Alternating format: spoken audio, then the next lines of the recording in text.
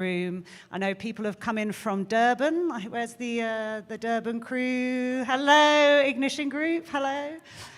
Cape Town, ShopRite have come all the way from Cape Town, and of course, the Joe Burgers. I'm so pleased to see you all here today. So firstly, I'm going to introduce myself. My name is Sarah Utermark. I am the Country Director for MMA South Africa. Today we are gladly sponsored by Takealot.com, as also our strategic partners Meta, Standard Bank, MultiChoice, and MTN. And we can't do this without our partners because it's really important that we get their insights and their support. So thank you. So today we are going to be covering probably about sort of 7 key areas with the MMA. These areas are pertinent in terms of marketing and communications. Marketing impact, impact media, creative, customer experience, Web3, and experiential tech. But before I do, I'm going to hand over to our global CEO for a short video message.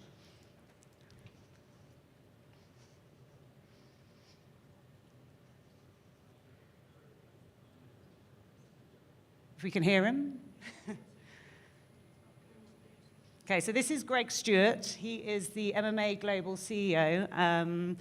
He can't be with us today, sadly, but he is giving us a short message. Thank you. Greg Stewart, I'm CEO of MMA globally, and I want to thank South Africa MMA for giving me the opportunity to just say a quick hello as you embark on your Smarties NEXT, the future of marketing excellence, and in support of MMA's continued efforts to shape the future of marketing excellence. I mean, it really is what the organization association is all about.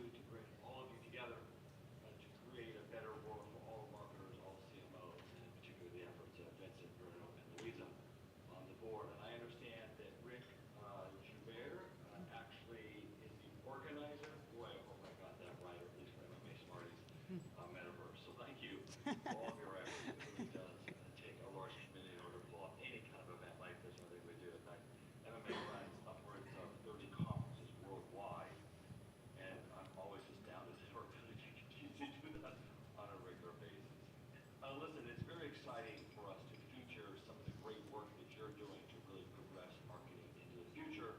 I thought I'd say just a few words this moment. And that was Greg.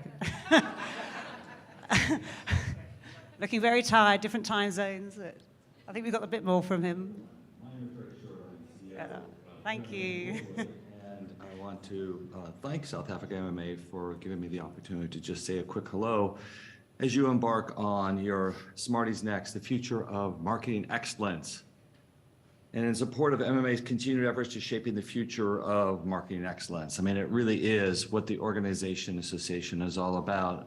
I couldn't be more appreciative, though, of Sarah and Mopi for the work that they do to bring all of you together to create a better world for all marketers, all CMOs, and in particular the efforts of Vincent, Bruno, and Louisa on the board. And I understand that Rick Joubert actually is the organizer. Boy, I hope I got that right, or at least for MMA Smarties Metaverse. So thank you for all of your efforts. It really does take a large community in order to pull off any kind of event like this or anything we do. In fact, MMA runs upwards of 30 conferences worldwide, and I'm always astounded at our ability to continue to do that on a regular basis.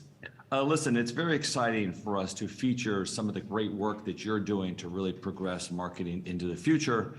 I thought I'd say just a few words this moment, use this moment here, to share a few words about some of where the MMA is going to change the underlying foundation of marketing and how we think about the business. So some of you are probably pretty aware that we do extensive amounts of research and that the fundamental thesis of the MMA is architecting the future of marketing. And the way that we go at that is to use a think tank structure to completely rethink major elements of the business. So far we've been very involved in marketing attribution and measurement. We've been incredibly involved in marketing org. In fact, I think that work is probably the most interesting work I may do in my entire career, and I'll share more on that in a moment. And then additionally, some of the work that we've done around data and customer experience, and more think tanks to come. But just to give you kind of a quick highlight, because I don't get enough time to spend there, to really sort of feature all of this, although hopefully Sarah will extend an invite to me soon. But we are far along. I'm going to just mention 3, maybe 4 projects that we're involved in right now that I think are crucial. One is our brand as performance research. We had started to hear tension in organizations in short-term goals and long-term branding that existed in a couple of areas and think tanks that we were leading. And it led me to go, that's really not an overly, that is a complicated problem to address, but it's not creating brand new something in the world. It's really at some level just math. And so those of you who know, we have now launched Brand as Performance Research Consortium that is working with Kroger's, a major grocer here, Ally Financials, an online banking system, and Campbell's soups and other products. And what we're really trying to figure out is how do we help a CFO understand how to invest in brand into the future? Well, I'm happy to say that at MMA's major new possible event that's going to happen in Miami on April 17th, 18th, and 19th, they will be featuring the first results from one of those brand studies. And I couldn't be more excited. This has been an over 3 years in the making project. We've raised $2 million US to pull off that project. And so we're really excited. The other thing that's sort of a kind of a bit of a compliment, although also kind of provides just new data that complicates even the previous question on brands performance, is our movable middles growth framework work.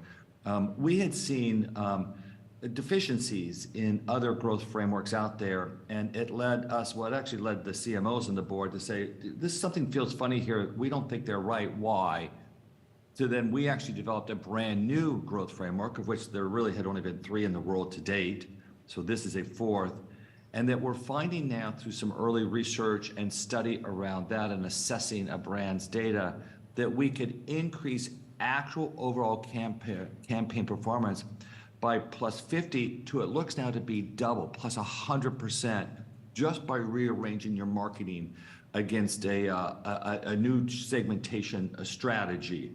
For those of you who are geeky, it's using beta distribution, which, as you know, is the foundation of Moneyball, a pretty famous book and movie here from America with Art Baseball, and none of which you probably understand, and nobody cares. I get that. That's okay. But it was a new way of looking at the world. And so I'd be happy. We'll be talking more about that. In fact, that's going to be some new studies and insights around that at both MMA's possible event and then also our CMO Summit here in America that we're going to be doing this year, July 23rd, 25th. I will say one thing else before I talk a little bit about marketing org is that we've just also started a new consortium focused on understanding AI's contribution to personalization by matching creative to contextual signals. So it's a bit of a mouthful, but just understand it's a machine learning opportunity using real AI, not just rules-based AI, but real generative AI to rethink where ads are placed and how they're connected and positioned and presented to consumers. And we have now done 2 studies there. 2 marketers that have already sort of have results. One is Kroger's, which is we've been a little public, and again, we'll feature at Possible. And then also we've been doing some ADT that not even the boards know about at this point, but if you'll just keep it secret, I'll share it with you there. We have seen an overall campaign performance increase for Kroger's of +250%, a little over 250%. Now that's an extraordinary gain. And in fact, when the researcher, a gentleman named Rex Briggs, who's pretty famous and the founder of multi-touch attribution, calls and says, Greg, it's unbelievable, it's 250%. I go, that's unbelievable. He goes, no, I agree, it's unbelievable, and I did the analysis. Rex did 5 other additional analysis approaches. It took him upwards of 80 hours to do that work at a level of sophistication that very few of us in marketing are able to do. And he came back and confirmed that, no, it is absolutely correct. It is a new product, so that was really high. We've now, though, seen the results from ADT, which validate increases of +160%. That's more than double the increase in campaign performance by plain AI.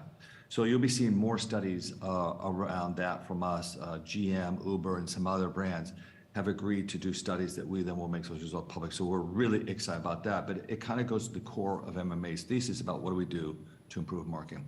And the last thing I'll mention is just the marketing organizational work that we've been doing. So those of you who might not be fully aware, we now have built, in essence, a product working with a team of professors here in the US to align marketing capabilities fit to marketing strategy. And when that fit line is matched, in other words, we do less of what we shouldn't be doing and more of what we should be doing, complicated, requires more explanation, I'll tell you more when you want, that we actually see boosts in actual financial performance and increases in net promoter score for the marketing department itself, oddly enough. So listen, success begets success and enthusiasm. And so it's all tied together. We're coming out with some more research and looking at organizational links this year, which will be new, and you'll be seeing some of that to come along. But it's really extraordinary how far we've gotten now in sort of bringing together both measurement and creative and long-term, short-term, and organizational design, all to make marketing so much more powerful. That is the underlying intention. And in fact, of the 4 items I've just mentioned, each one of those, if executed by you, just so you have a sense of the magnitude where MMA is going, can move the stock price of any public company. That's the idea. Now, that should be a blow your mind, drop mic kind of moment. It is, because I don't think any trade association works as hard as we do and goes as far as we do to really figure out radical new information that dramatically changes the trajectory of the business, all, as I've said, in the effort to raise the stature and gravitas of CMOs and the rest of marketing. That is our goal. So listen, you know, Sarah Mopi, I wish I could have been there for this one with possible coming up. I'm a little jammed, as you can imagine, waiting for 2,000 of our best friends to show up in Miami in the middle of April. But soon enough I get there. And Vincent, Bruno, and Louisa, thank you so much. And Rick, thank you for your efforts. And really all of you to pull us together. I think I also was given a list of sponsors. I'd be a bad association head not to mention Take a Lot Group, Advertising, thanks for your work. Meta, MTN, MultiChoice Group, Standard Bank, and then also additionally Silverstone and Yonder. We couldn't thank you enough for your support. You know, trade associations, industry associations like the MMA are really fundamental fixes in bringing everybody together for the greater good of all of us. And you know, it's a good news, bad news, I tell people all the time. You know, the good news is there's a lot to keep doing. The bad news is that there's kind of a lot that we need to really fix in marketing. We're on it. Appreciate your support and help. Thanks, everyone. Have a great event, Sarah. Thanks. Have a great event, everyone. Okay, thank you, Greg. I hope everyone could hear well enough for that. But yeah, some great insights there, and he shared some exciting things that's happening with the MMA this year that we will all be circulating around in due course. So next, I'd like to welcome on stage Vincent Mahir, who's the MMA South Africa Chair and Executive Head of Digital for MultiChoice Group. Vincent.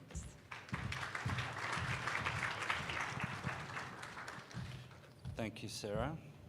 Welcome, everyone. I know it's Joburg and the weather's been weird, so for those of you who've traveled far, please don't judge us by what's been happening at 5 p.m.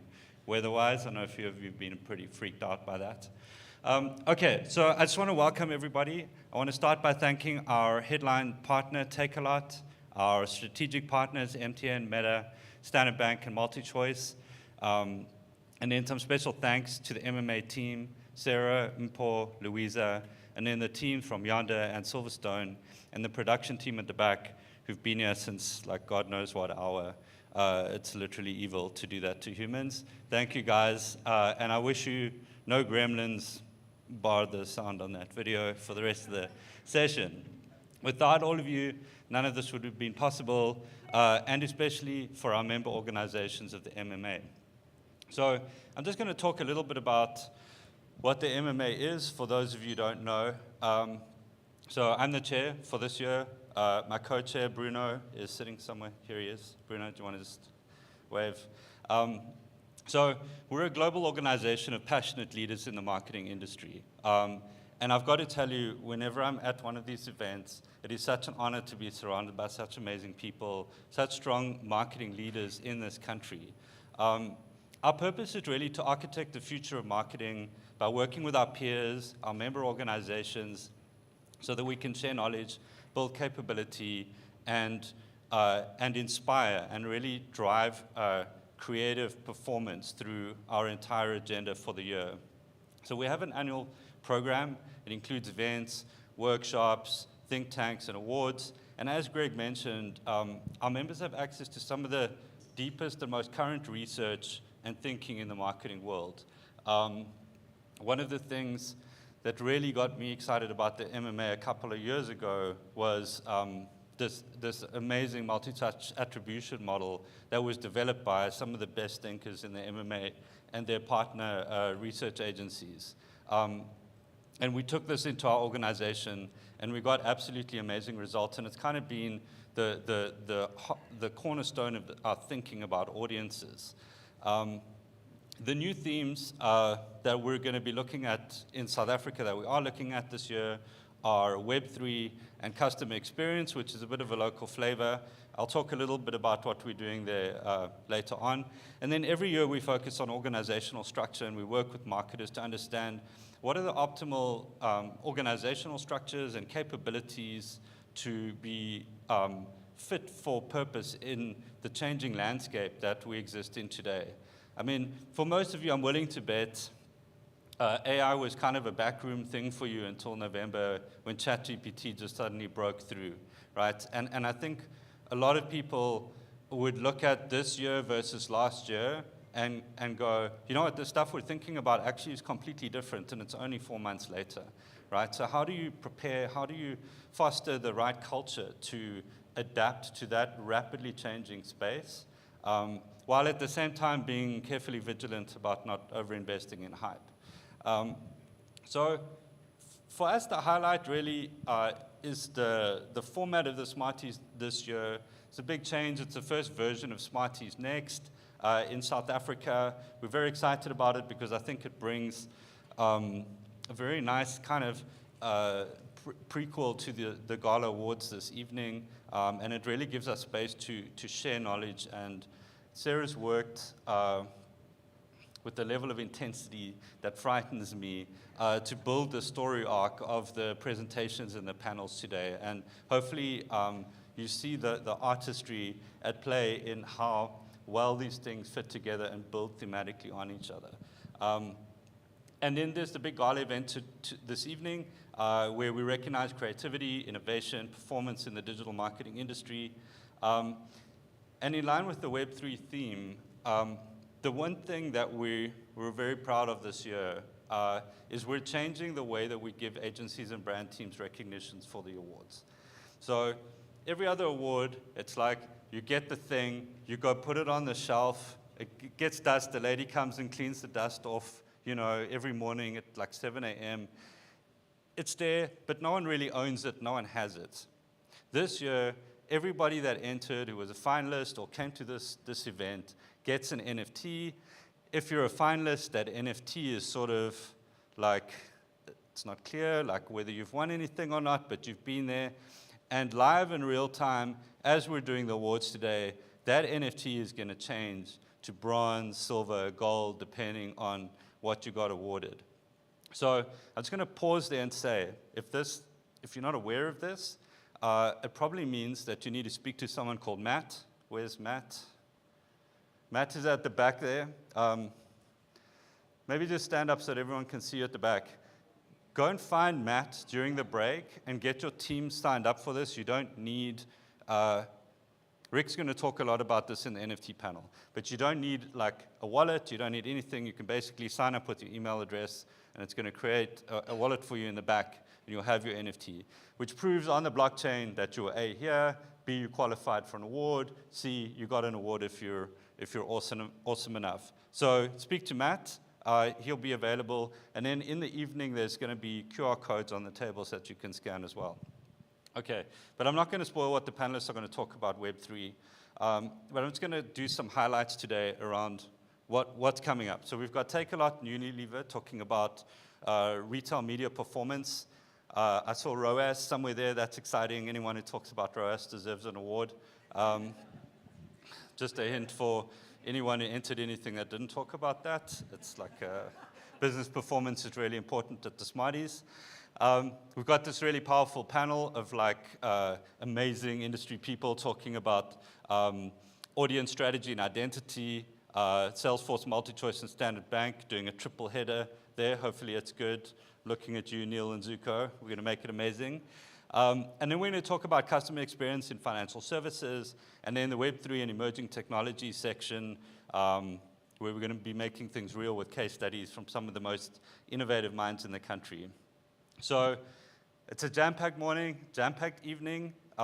Have fun, and just approach myself or Matt or Sarah if you have any questions on how to get set up. Thank you very much.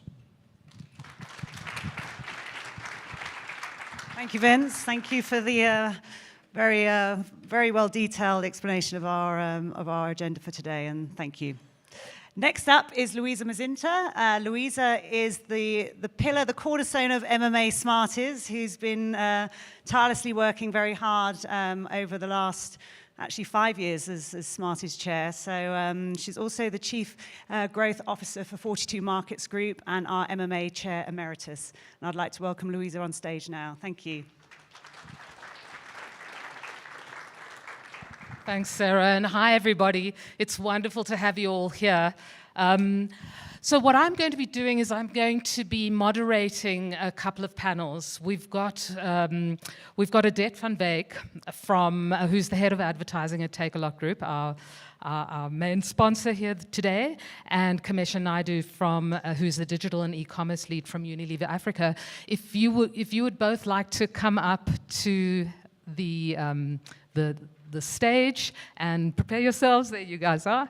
I'm just going to do a little bit of an intro around the topic that they're going to be covering. So Vince mentioned this magical end state called ROAS. It's the thing that all of us marketers fall asleep at night thinking about and wake up in the morning excited about. Sorry? Yes. I'll call you up in a minute. Remember that we've been through some interesting trends over the past number of years. The marketers have always realized the primacy and the importance of brands to really help us engage with customers and appeal to their emotion and make them loyal to our brands. And what has happened over the last number of years as data has become more of a reality in all of our lives, that there's been this proliferation of performance marketing that has certainly allowed us to make our digital marketing a lot more traceable and our social marketing much more traceable, so that we could actually attribute the income that we generate from marketing directly to the campaigns that we run, the power of ROAS. I think that also gives us as marketers the ability to really sit in the boardroom and speak the language of business, which is the only way we really break through and impact and validate the reason that we're sitting there. But what's happened over the much shorter term is that there have been challenges that have approached us marketers. Cookie deprecation, customers and businesses are intentionally withholding their data, which allows us to normally track them and sort of create a multi-channel engagement with them post that interaction. And then there's a whole range of technology regulation that is impacting our ability to connect with customers on a personal basis. And it's great regulation because it protects customers and their data privacy, but what it means is it's making it harder and harder for us to actually achieve the return on advertising spend that we so desperately need to show to the business. So with that in mind, I'm sorry, Zahira, I didn't introduce you earlier. Zahira is also with the Take A Lot Group. With that in mind, I'm going to ask Odette to come up and talk to us about a very exciting launch for Take A Lot, where they are starting to create an advertising, well, they've been running with it for a while, but an advertising product for marketers that allows us to reach our customers within their walled garden in a much more effective way. So with no further ado, Odette, please.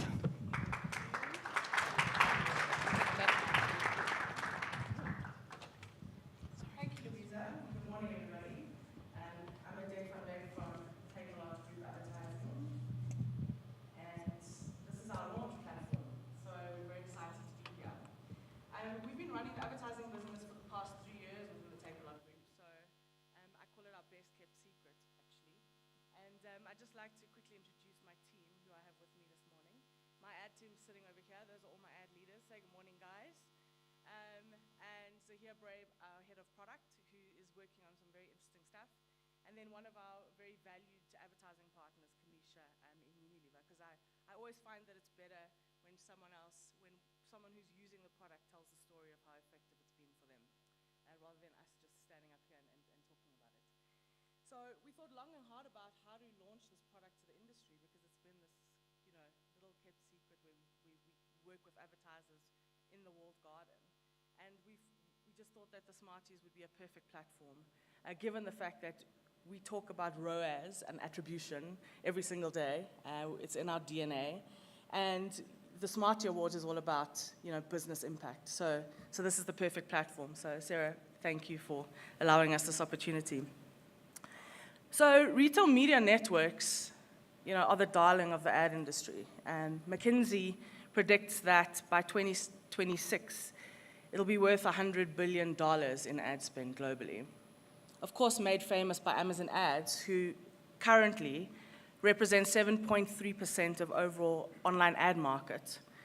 And what we're seeing in the industry is we're seeing a decrease in ad spend on platforms like Meta, for instance, their Q4, decreasing by 4%, and Google, in terms of YouTube, decreasing by 8%. But what you're seeing is an increase in ad spend on specifically the Amazon platform, but of course lots of retail media networks. And that's key in terms of advertisers obviously seeing great value and great return on their investment. McKinsey, in fact, says that it's a paradigm shift in digital advertising not seen since the rise of programmatic, which is quite impactful. Can we get the slides up, please? You have control. Thank you.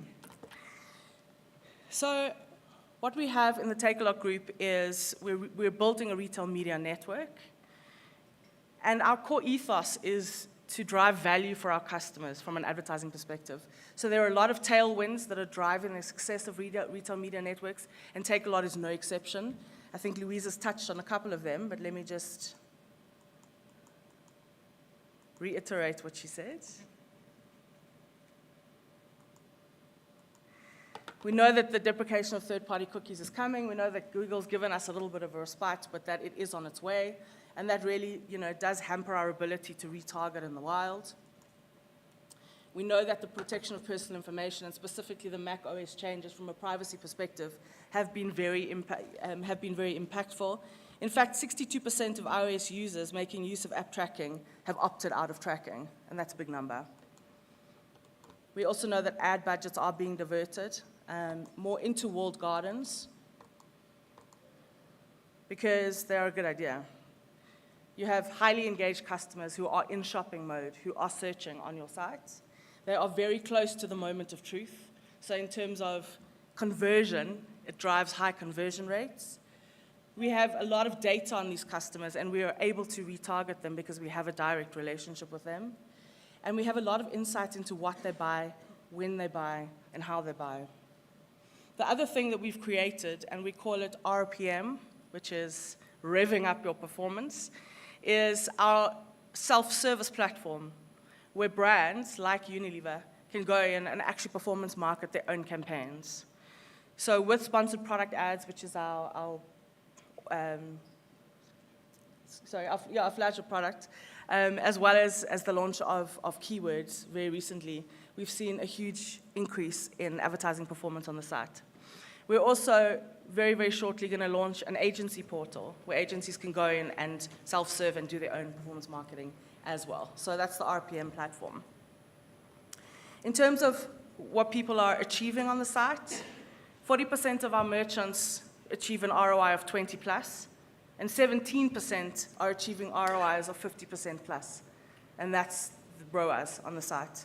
So not only is it a very slick and sexy tool and easy to use, but people are getting amazing results on their ad spend. And what it's doing is it's driving their performance on the platform. It's driving real business value, and it's driving increases in sales. And those are all key topics for us. So without further ado, I'm going to hand over to Zahir, who's our head of product. He's going to talk you through some of the products that are available in a little bit more detail, and he's going to give us some insight into what's coming next. Thank you.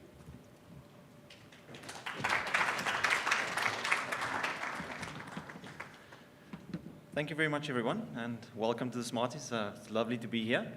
Firstly, I'm Zahir Bray. I am the Head of Product for Advertising at Takealot. As Odette mentioned, our advertising business is relatively new. And it was actually born out of our sellers and our suppliers actually talking to us and saying, look, we're struggling with a few fundamental challenges. Things like discoverability, things like getting the right customers, the right products. And then finally also understanding the performance and how data plays such a big role in trying to adapt campaigns for future campaigns and then reutilizing that so you become more efficient.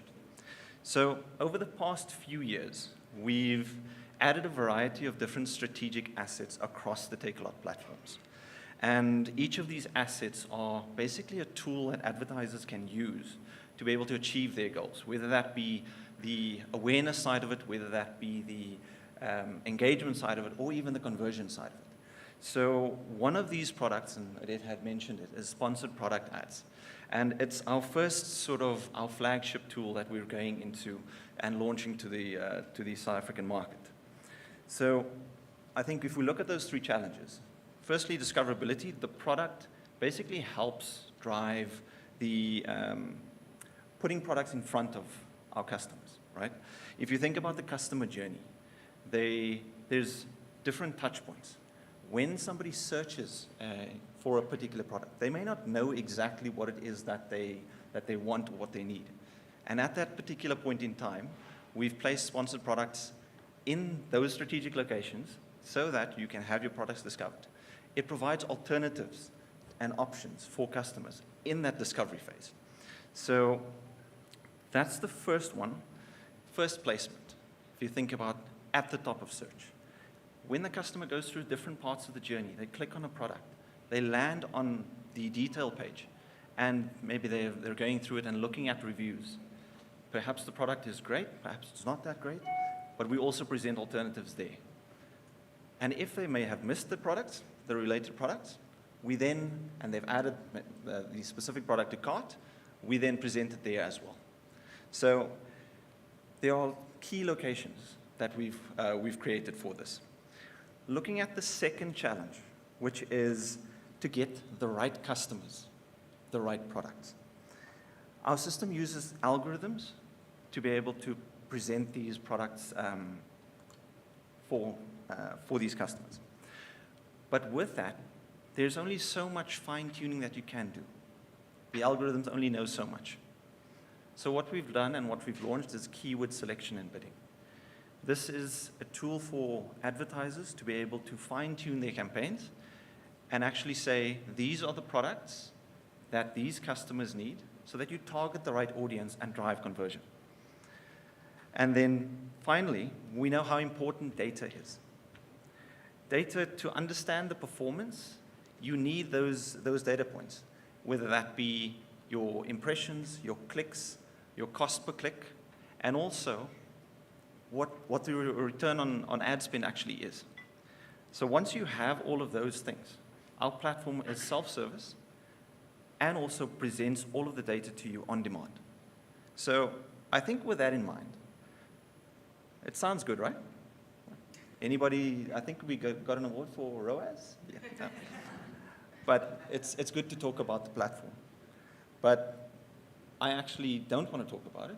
I'd rather introduce Kamesha and let her talk about what her actual experience has been with the platform. Thank you.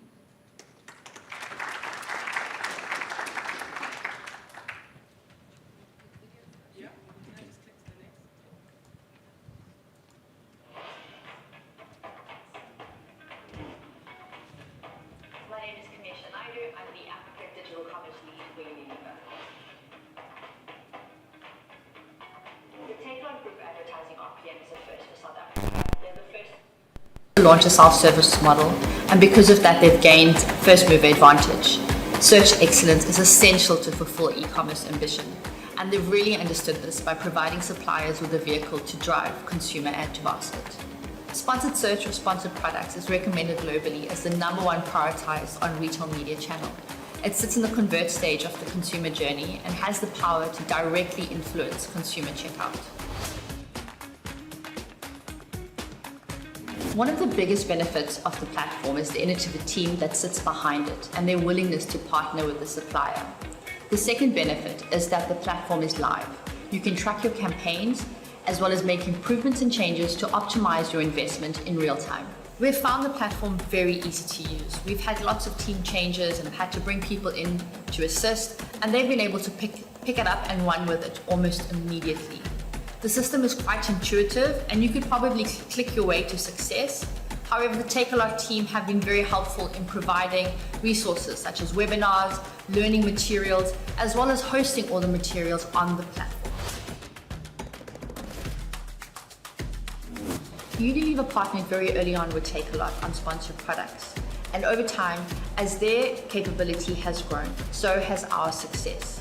In a month where we activate sponsored products, our sales on average 32% higher than a month without investment. The addition of sponsored keywords has exponentially improved our results. And to date, this media channel boasts the highest ROAS recorded in our business.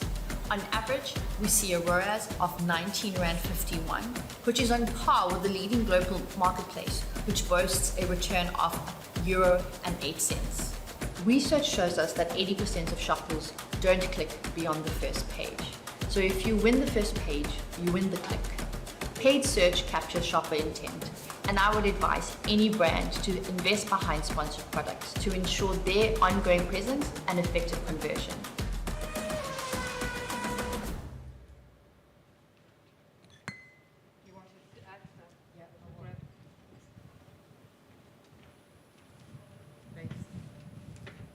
Good morning, everyone. Thank you. I would have thought that the video would have been enough to hear from me, but here I am live as well. I know I wasn't paid by the Take A Lot team. I've just been very grateful to work with the team because I think I was one of those suppliers nagging Odette's team to please let us sponsor stuff, please. So like I said in the video, 80% of shoppers don't click past page 1. Therefore, sponsored search enables brands to intercept the shopper based on their own active intent. 41% of clicks go to the top 3 paid ad spots. So shopper search is often the strongest intent signal. And because of this, as brands, we want to be as discoverable as possible. Paid search offers us an opportunity to invest in improving our own discoverability. And like I've said in the video, this has proven to be very true for us when working with Take A Lot. And we've seen some extremely high ROAS rates, much higher than what we see on traditional media and even some digital retail media channels. So for us, working with Take A Lot, we have made great strides to win the first page and the click. Cool. Please, I'll hand back to you. Thank you, Karen. Thanks so much, everybody. I'm going to give you a mic. If you guys would all mind just hanging on to the mic. We're just going to have a couple of questions. I really think this is an amazing initiative by Take A Lot, and thanks so much for coming and sharing it with us. 41% increase is absolutely phenomenal. And I guess that this talks to a shift in consumer behavior to that point of inspiration where they're ready, they have a need, they've indicated that need, and that is the perfect time to put your brand in front of them. Have you got any sort of examples of specific activities, brands, with some of your brands where that has really actually shot the lights up beyond the sort of average? I think FMCG on a whole is a great example. Prior to COVID, not many people were shopping groceries online. I have an anecdote I shared with Odette last night that, just as lockdown happened, in my neighborhood Facebook group, I saw someone asking, has anyone bought from Take A Lot? Is it legit? And that says a lot about e-commerce and the South African shopper. But the fact that today you can open your phone, go into a 60/60, order your groceries, have it delivered in 30 minutes. You can go into Take A Lot, do a product search. You are fed what you were searching for, alternatives, etc. And the absolute explosion of e-commerce in the last 3 years, I think as a whole, the industry is a great example of it. Fabulous, thank you. Odette, I actually wanted to ask you about this COVID dividend that many e-commerce providers in South Africa have experienced, and around the world. There's been a slight tailing off post-COVID from the few people that I've spoken to in the industry. How have you guys experienced this incredible boost in volumes, and what has happened since then? So yes, absolutely.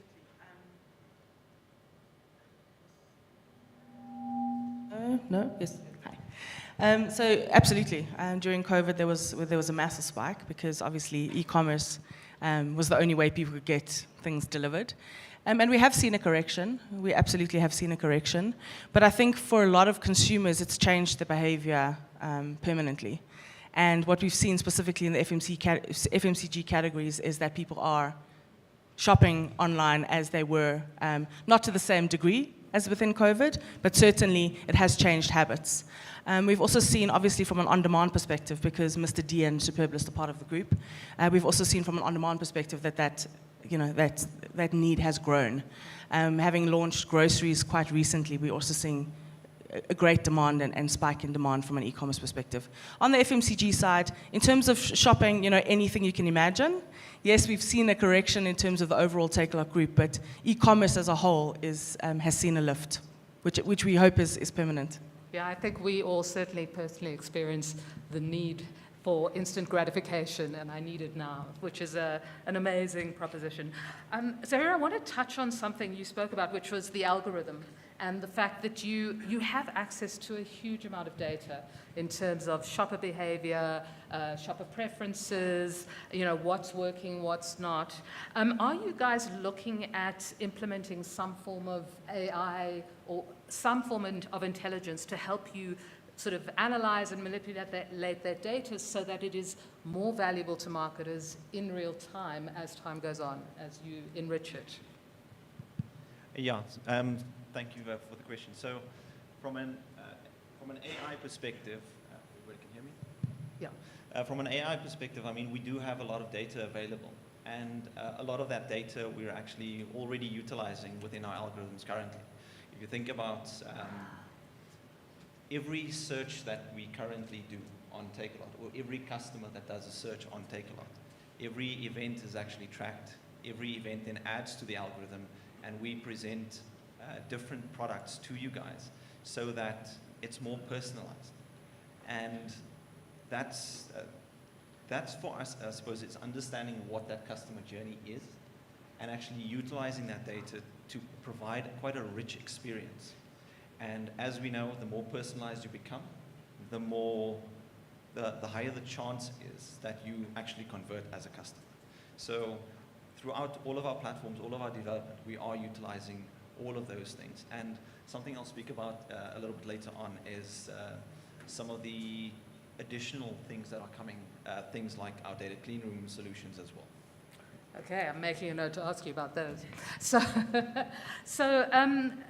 Cam, there's been an interesting study. Gartner just did a survey of about 405 senior marketers globally.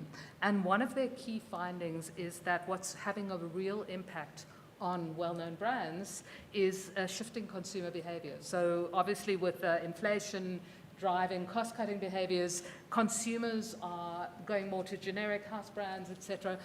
Are you finding that working with perhaps more sophisticated data models and with really good partners that you're able to maintain your position in the different categories that you work in?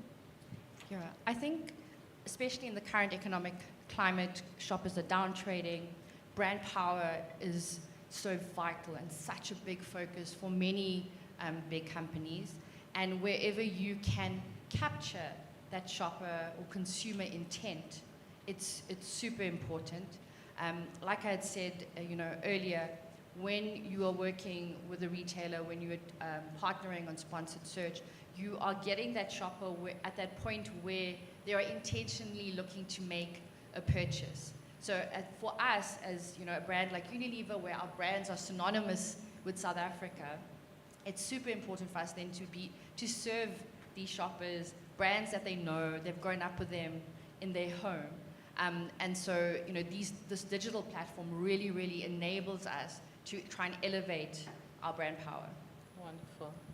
And then, Odette, maybe a little bit of a tough question is, I know that fairly recently Amazon announced that their revenue from advertising was overtaking their original core book sale revenue. And I'm just wondering, how is Takealot viewing this proposition in terms of the business and the growth potential of it? So Amazon Ads is the most famous RMN in the world. We know that. And they have world-class solutions. We do know that they are rethinking their launch into the market, so it will probably be pushed a little bit later. Just in terms of their proposition, I think for us it's good news from a South African perspective, because I think what it's going to do is it's going to drive the e-commerce platform initiative. It's going to drive e-commerce as a solution for South African consumers, and it's going to grow the market. I mean, e-commerce is underrepresented in South Africa if you look at global markets. And what we believe will happen is that the pie will actually get bigger. So as much as they're going to be a formidable competitor, I believe that they will have an overall positive effect for the South African consumers. Wonderful, thank you. So, Zahira, I'm coming back to your data room, your clean data room story, but I want to ask you something else. I know that the majority, I assume, the majority of your customers are B2C, because, I mean, that's what we're talking about here today. But I'm sure you have quite a large segment of business buyers, business customers. Are you sort of working with that segment? Are you looking to target them in this particular, with this particular offering? And then please tell us about the clean data rooms. Cool, thank you for that. So I think, look, if we look at what Takealot does, Takealot is a place that anybody can purchase products. And there's two sides to it. One, which is our retail arm, where we sell products. And the second side of it, which is where it's a marketplace. And when we're looking at our suppliers and when we're looking at our sellers, they are effectively, from an advertising perspective, our B2B customers. So this platform is directed from a self-serve perspective to them. And some of the main reasons of why we've done this and launched it to the different suppliers and sellers is because as a business, if you put yourself in the shoes as, for instance, as a Unilever, there's a lot of admin first if you do it as a manual offering. There's a lot of contracts that need to happen. There's a lot of conversations that need to happen. And actually, in this day and age, the thing is speed. You need to have speed. And how do you do that? We do that through the self-service platform.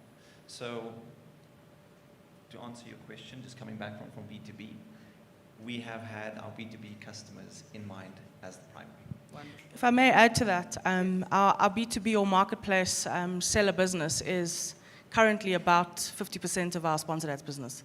So we drive that very, very hard in the capable hands of Melanie sitting over there. Excellent, thank you. So what I'm going to do is I'm going to open the floor, I'm going to open questions up to the floors. There are, Sarah's standing at the back there with a mic. For anybody who has a question, just raise your hand if you'd like to ask any of the panelists anything. Before we go there, can I be cheeky and ask you if Zahir can present his last slide? Oh, sorry. Because what we'd like to do is just share some of the initiatives that are coming up in the near future. Please do that. Please do that. Sorry to interrupt your flow. No.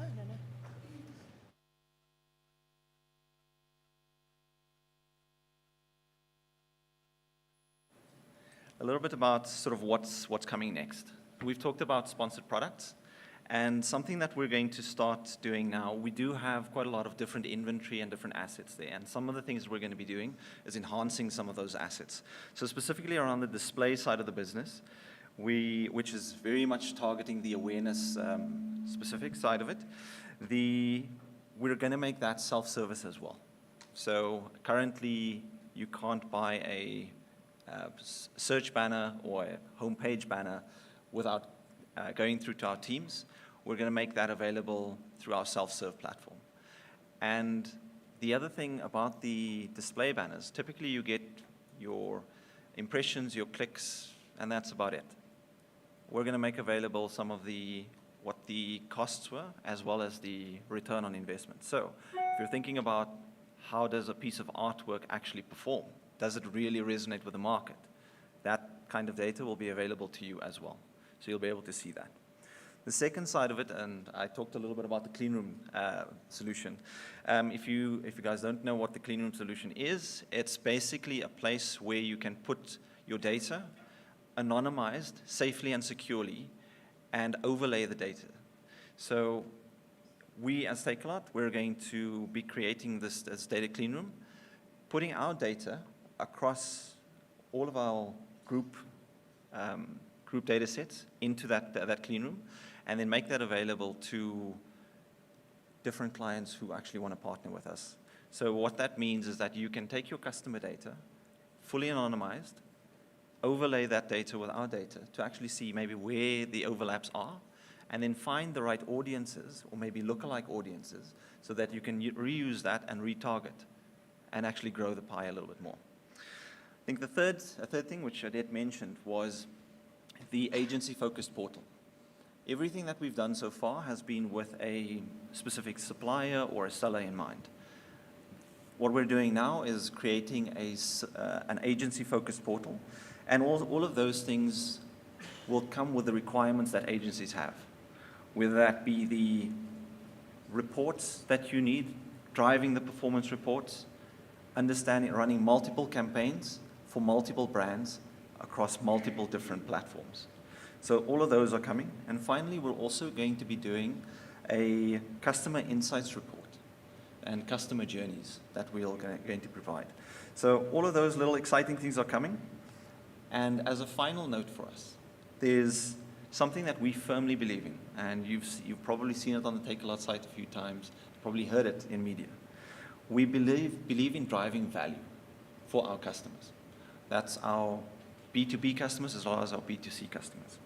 And we've always been a customer-centric business, and that's where we'll continue to focus. Thank you. Any questions from anyone on the panel? Any questions from the room? There we go. Got one at the back there. Rick. Hi. I'm just curious as to your thoughts about the actual category, because if you think about it, Amazon's coming, apparently, presumably with their retail media offering. You guys are pushing this agenda hard, which is fantastic. What about the bricks and mortar guys, right? We've seen what ShopRite's been doing with Rainmaker. Pick n Pay has been in this game for quite a long time. So what I'm curious to understand is this being measured? Is this retail media category being measured yet?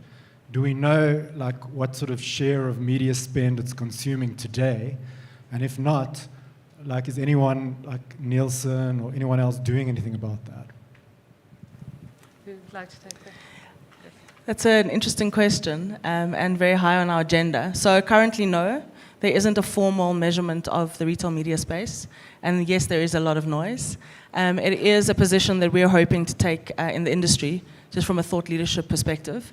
And Sarah and I have been in a couple of conversations around how do we formalize the process in terms of measuring what retail media might look like from a South African perspective. So watch the space. Any other questions? There's one right here in the middle. Morning, everybody. With a bit of a future-forward question, with the death of the cookie imminent, how do you propose your targeting or retargeting outside your walled garden? Are you looking into alternate ways? So, yes, absolutely. Because of the clean room solution that Zahira was mentioning earlier, in terms of overlaying anonymized data sets, what you can do is create lookalike audiences, which you can then plug back into social for retargeting purposes. So it's slightly outside of the walled garden, but still within the customer base. Thank you. Does that answer your question? Any other questions from the floor? There's a question at the back there, Sarah. Morning. I just want to say I love your brand. I love Takealot, so really, really well done. And to my team who's sitting here, I'm from banking, and I actually haven't seen banking in the environment, so we're really excited about this being a premium buy that we can get into. Odette, you said something earlier, I was trying to figure out if you said 68 or 60 something, that of your people have opted out of marketing. And I was like, phew, how are they going to know about all the good deals? Are you at liberty to divulge how big your base is? From an opted-in shopper perspective, Yes, please. yeah, we're not at liberty to. we can't really disclose those numbers, but it's a fairly large size base, but it's also a very bought-in base. It's a very engaged customer base. So what you'll see is inordinate amounts of return, even if you're targeting a smaller cohort of people. Okay, thanks. And yes, we love banks. We'll definitely be talking to you. Anybody else? There's one right at the back there, sir. So just from a brand perspective, good morning, everybody.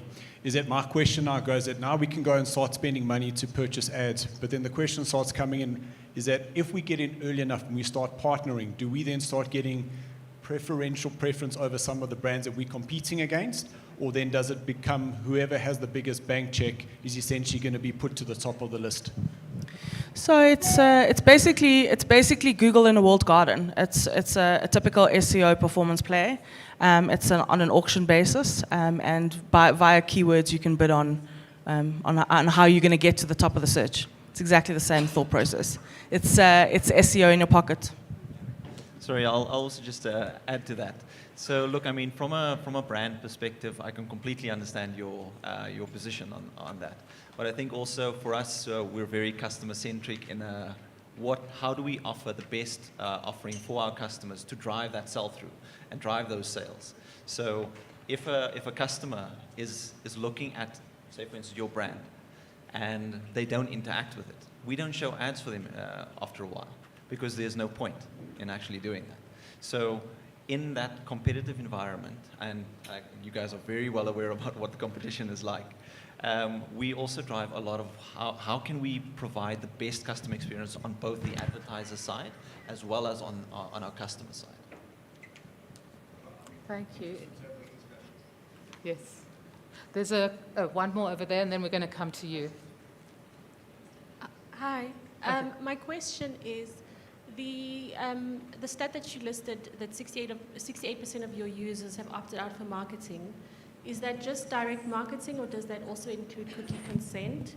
And my second question is there premium direct marketing options available with the RPM? So the stat about the 62% is in the iOS system, so it's the Apple operating system.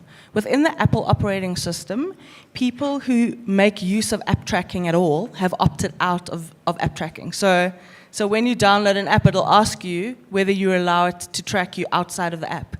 62% of people have opted out of that. So that's an Apple and iOS issue, which is driving part of the non-ability to retarget people in the wild, because you can't track them outside of the app. And so you don't know what they're doing. It's having a major impact on the bottom line of all walled gardens. All the big social platforms are struggling as a result. There's a question right here in the middle. Sorry, I think there was a second part to your question, which is about premium offerings. Oh, sorry. So part of what we're building out as well is CRM customer journeys, where we'll be able to target cohorts of people and drive customer journeys via a CRM platform. And that also comes out of some of the insights in terms of the clean room strategy. Very exciting. Thanks. There was a question here. Good morning. My question is with regards to your self-service platform that you're opening up so people can self-manage their campaigns. Are there any minimum requirements in place? So, or minimum ad spend, or what would the onboarding process? Could it be even individuals or SMME, small businesses that can also go into it, and like what would that sort of look like in comparison to large brands that would engage in that platform? Thank you for the question. The only criteria is that you are a seller or a supplier on Takealot. I think that's the key, because a lot of what we do within the advertising platform is driven from the setup that's happened. So all of your products that are on Takealot are then reutilized within the advertising campaigns. So you don't need any artwork in that regard. there's no minimum daily ad spend that you need. You can load money to the wallet. You can then spend it. You can create your campaigns, and you can set either your daily budgets, your overall campaign limits, and then track that on demand. Awesome. So unfortunately, we've run out of time. One last question. There we go. Sorry. Harry, go for it. It's not a question, more of a statement. So when I was working at eCorker, which is a fintech company selling card machines, we were using your advertising platform, which actually increased our sales by about 20%. So I just wanted to congratulate you on what you've been developing. I was also begging, like Unilever, for the more enhanced platform. But what we had from that stage, it was amazing. So well done. Thanks. Thanks, Kerry. And thank you so much to our three panelists and speakers, Odette, Zahir, and Kamesha. Really appreciate you coming in and launching this amazing solution for us marketers who are always looking for more effective ways to target our customers. So thank you very much. Big round of applause.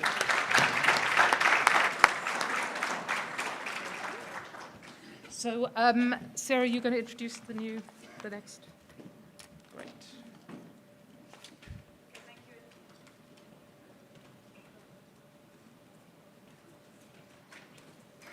Thank you, Odette. Thank you. Okay, so next up we have our marketing impact panel. Actually, before that, we're going to do a quick 10-minute preview. So this is Vas Bakopoulos, is Greek, struggling on the pronunciation there, but he's the SVP Global Head of Measurements and Insights. So Vas essentially does all the insights and research from MMA Global when it comes to brand as performance, the data maturity study, and also AI in customer experience. So we've got two very, very short videos. He's just going to give an overview of exactly what the research has been about. For this one specifically is brand as performance, which Greg mentioned they're going to be launching in July this year. It's very much the marketing ongoing debate around the impact of brand building versus the immediate impact of performance marketing. And it's something that's resonating with most marketers that I come across and I speak to on a daily basis. So Vas will play a very short video now, and then I'll be handing back over to Louisa. Thank you. Hello, everyone. My name is Vas Bakopoulos. I'm the head of research for the MMA globally. And in this session, I'd like to kind of give you a quick overview of our brand as performance study. Now, this is a very kind of important study for the MMA, and it tackles one of the most important kind of challenges that marketing has been facing probably forever. So it's not really kind of a new problem that we're tackling here. But it's really kind of an industry research consortium coming together. And what we mean by that is that, we're working with a number of our members to kind of, create a number of different studies. So as you can see on this slide, we're working with Ally Financial, Campbell's and Kroger from a marketing point of view. But we're also kind of want to thank, Meta, Google, Twitter, and Yahoo, who have also kind of supported the initiatives. And then, of course, our kind of research partners, Newstar, Dyneta, and RI. So it's really kind of a whole kind of industry coming together to solve a big industry problem. So what are we solving for? Now, the brand versus performance kind of debate is not new, right? I mean, for the longest time, we've kind of been trying to kind of understand how these two kind of pieces of the puzzle work together. Probably the debate has been intensified recently because of how much we kind of all focus in performance because of digital. And as of last year, this comes from our membership satisfaction study, 65% of our members said that this is the number one problem that they're facing, how you achieve optimum mix of brand and performance advertising to maximize growth. So this is really kind of a big deal to kind of get to the bottom of this. And at its core, it's really a measurement and metrics problem. I mean, if you think about it, if you have the classic funnel and you have to kind of decide which one of these things is better for you, 5% lift in favorability or 5% lift in sales, you can't really make that assessment, because these are like at this point apples to oranges, right? You know, one of them talks about, you know, the upper funnel and the promise of something that will happen in the future. The other one talks about something that you get now. So if you don't know the relative value of brand versus performance, how can we really optimize our media for maximum growth? We can't, right? So this is really where we're coming in. And our ultimate goal is to introduce a comprehensive evidence-based framework to help marketers growth kind of achieve multi-year returns, right? So this is a kind of a bigger vision that we have with this study. But first things first, you know, now we have these 3 studies and 2 of them are in field. Actually, 1 of them is completed. And what I want to do here is to kind of give you 3 key insights that kind of coming out of this first study.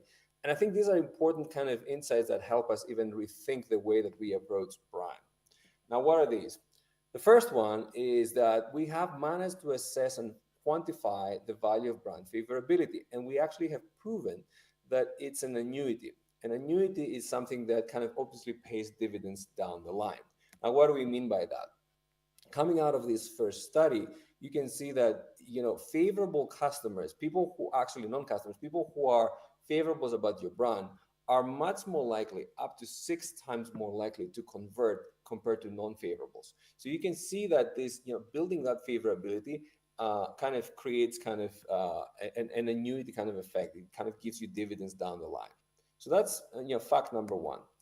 The second one that I want to kind of talk to you about here is that brand favorability activates performance, right? So what we see here in this slide is that when you have this pool of favorables, right, that you've kind of developed over the course of years by, you know, using your brand advertising, these pool of favorables are the low-hanging fruit, and you can actually target them and you can activate them at a much higher rate, almost like more than 2x compared to people who are non-favorables. So in this study, we see that, you know, again, it's 2.3x. Again, it looks like brand favorability is the kind of the middle ground to kind of activate that performance. And what it also does is that it improves the finances of your performance. So if you think that the cost of creating a new customer in this case was over $200, the cost of activating a favorable non customer was like a fraction of that, was $28, which means that it was 87% less. So think about the CAC reduction that you can achieve just by having a pool of favorables out there in the market. So that's number 2. And the number 3, and so you can read it in the slide, is that really there is a multiplier effect that is happening with media and specifically with brand tactics. Now, if you see on the right-hand side of this chart, you know, a lot of times we kind of measure campaigns and we kind of stop measuring the effect of media after the campaign is over. So if we use that as a starting point, as 100, you see that usually a lot of media kind of have a multiplier effect after the end of the campaign, which could be up to like 1.8. But in the case of brand tactics, this is 2.4. So this is like a lot of higher multiplier from brand tactics that goes all the way to 2.9 for things like branded video.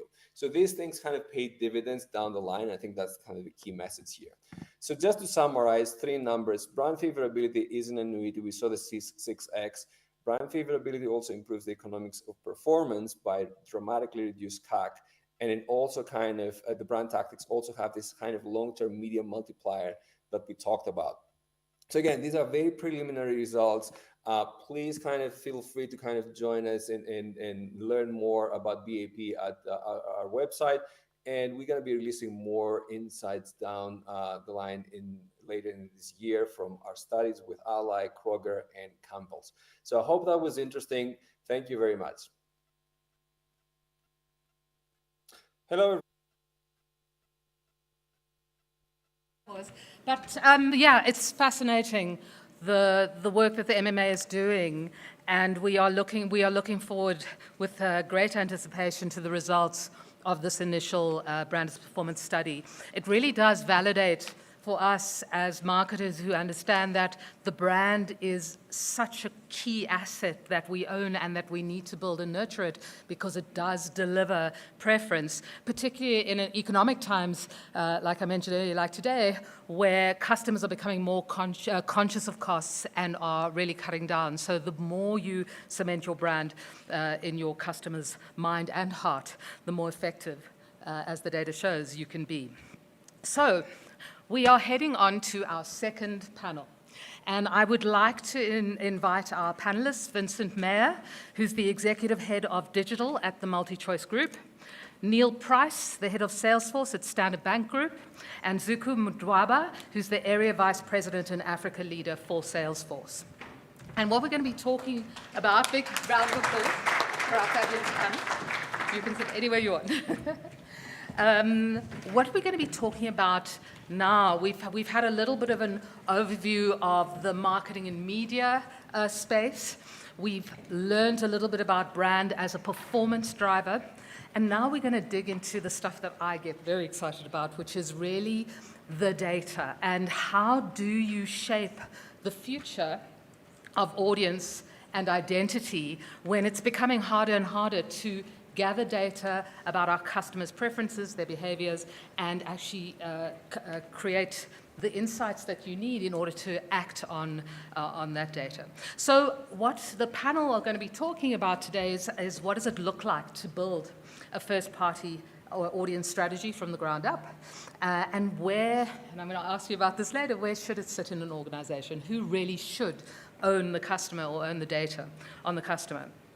I think that certainly a longer-term strategy around building your first-party data asset is going to it's going to set you apart and allow you to really drive growth in the organization into the future. And Vince, I'm going to kick off with you, and I just want to mention, because I don't know if you will beat your own drum, but MultiChoice is one of only 2 organizations in South Africa to reach multi-moment status, according to the Boston Consulting and Google's maturity framework, which is a big deal.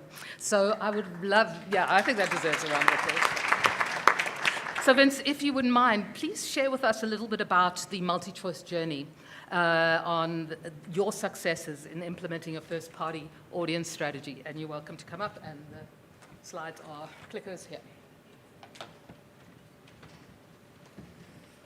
Thanks, Louisa. So I'm actually just going to give you, we discussed that we weren't going to have slides, and then we had slides. So now it's, what are the slides for? Just intro, really, I hope. Just intro as well, right? Okay. All right, so just, what am I doing here? I'm representing a business that's been around for 37 years. It's longer than some of you have been alive. It's been driving a long history of innovation inside of the media space.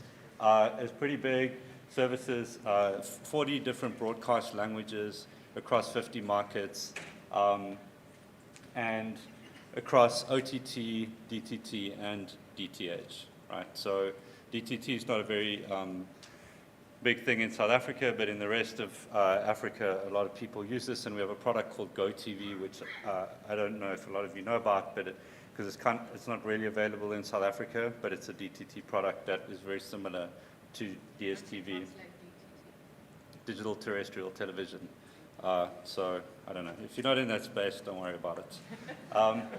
We have a long history of innovation, and I think if you think back to when we launched on-demand streaming with Box Office in 2011, this was kind of before this was happening a lot on the internet. And so, you know, there's a legacy and culture of innovation inside of the business. And that really brings me to where we are today, right? So we're going through a transformation from a traditional broadcaster that sold entertainment subscriptions into a platform business that sells lifestyle and technology services alongside your entertainment packages. So we've made several strategic investments, for example, in Thought Machines, which is one of the pioneers in bringing out the EVM, or the Ethereum virtual machine running on the Bitcoin blockchain, which essentially gives you smart contracts on Bitcoin, which is an underlier of some quite interesting things that are happening in that space now, like ordinals and so on. We have partnerships with Udemy. We own Nomola, which is a private security SOS service, which is great because you can press a button and a security service in a sort of Uberized way will arrive at your house regardless of whether or not you have a contract with any one of them. So it's a really cool add-on to our general lifestyle services. What most of you may not know is that we sell internet. We sell a ton of this, right? So we sell FLTE, we sell fiber connections alongside our OTT streaming products. And we've just done the biggest deal on the continent on OTT streaming services in a partnership with Comcast, Sky, NBC Universal, and Peacock. So things are moving at a pace.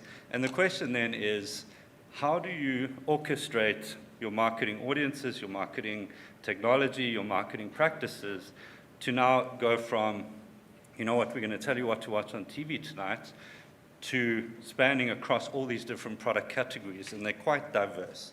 So I'm going to talk a little bit about that on the panel. Louise's question was, what are we doing with audience strategy and what is our journey? As I mentioned earlier, the thought process kind of started with myself and Daniel Courtney in the room here, who's actually the person responsible for the multi-moment and deserves the applause. We'd been working together in... Sorry, Dan. Maybe get up and give us a twirl. So we've been working in audiences for a long time in various different guises. And when we joined MultiChoice, we sat down and we said, cookies are going to die. Cookie apocalypse is around the corner, whether it's 2 years, 3 years, or in Google's world, like 5 years, whatever, it's going to happen. We need a strong first-party data play that can take us into the future. We're no longer going to be able to use DMPs to buy these third-party audiences and just like mix and match people's private data with our, whatever we're working with at the time.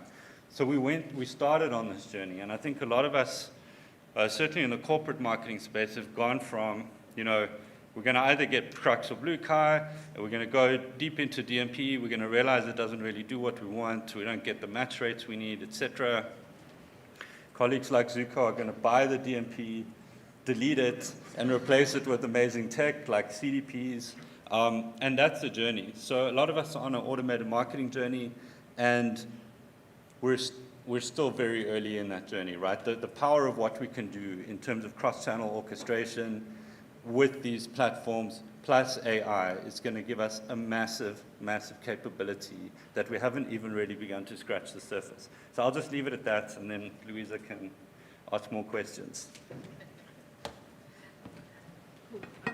I'm actually just going to stand here. There's the sound. Yes.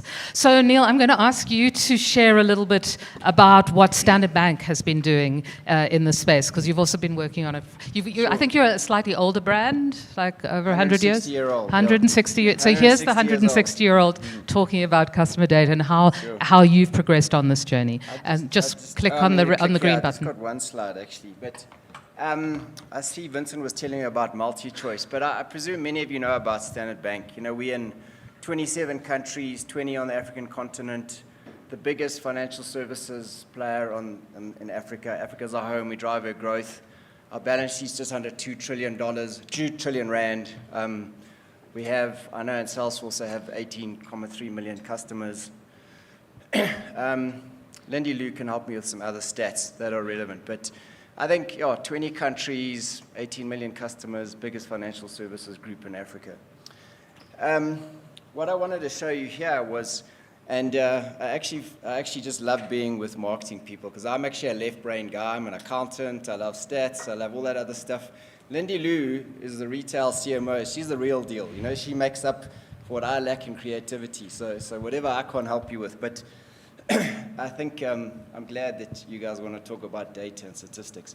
So we are the biggest, we're also the biggest Salesforce customer in Africa, Standard Bank is, and we use the full suite of Salesforce products. And I know we're not really talking about tech, but it's the kind of tech I'm most familiar with.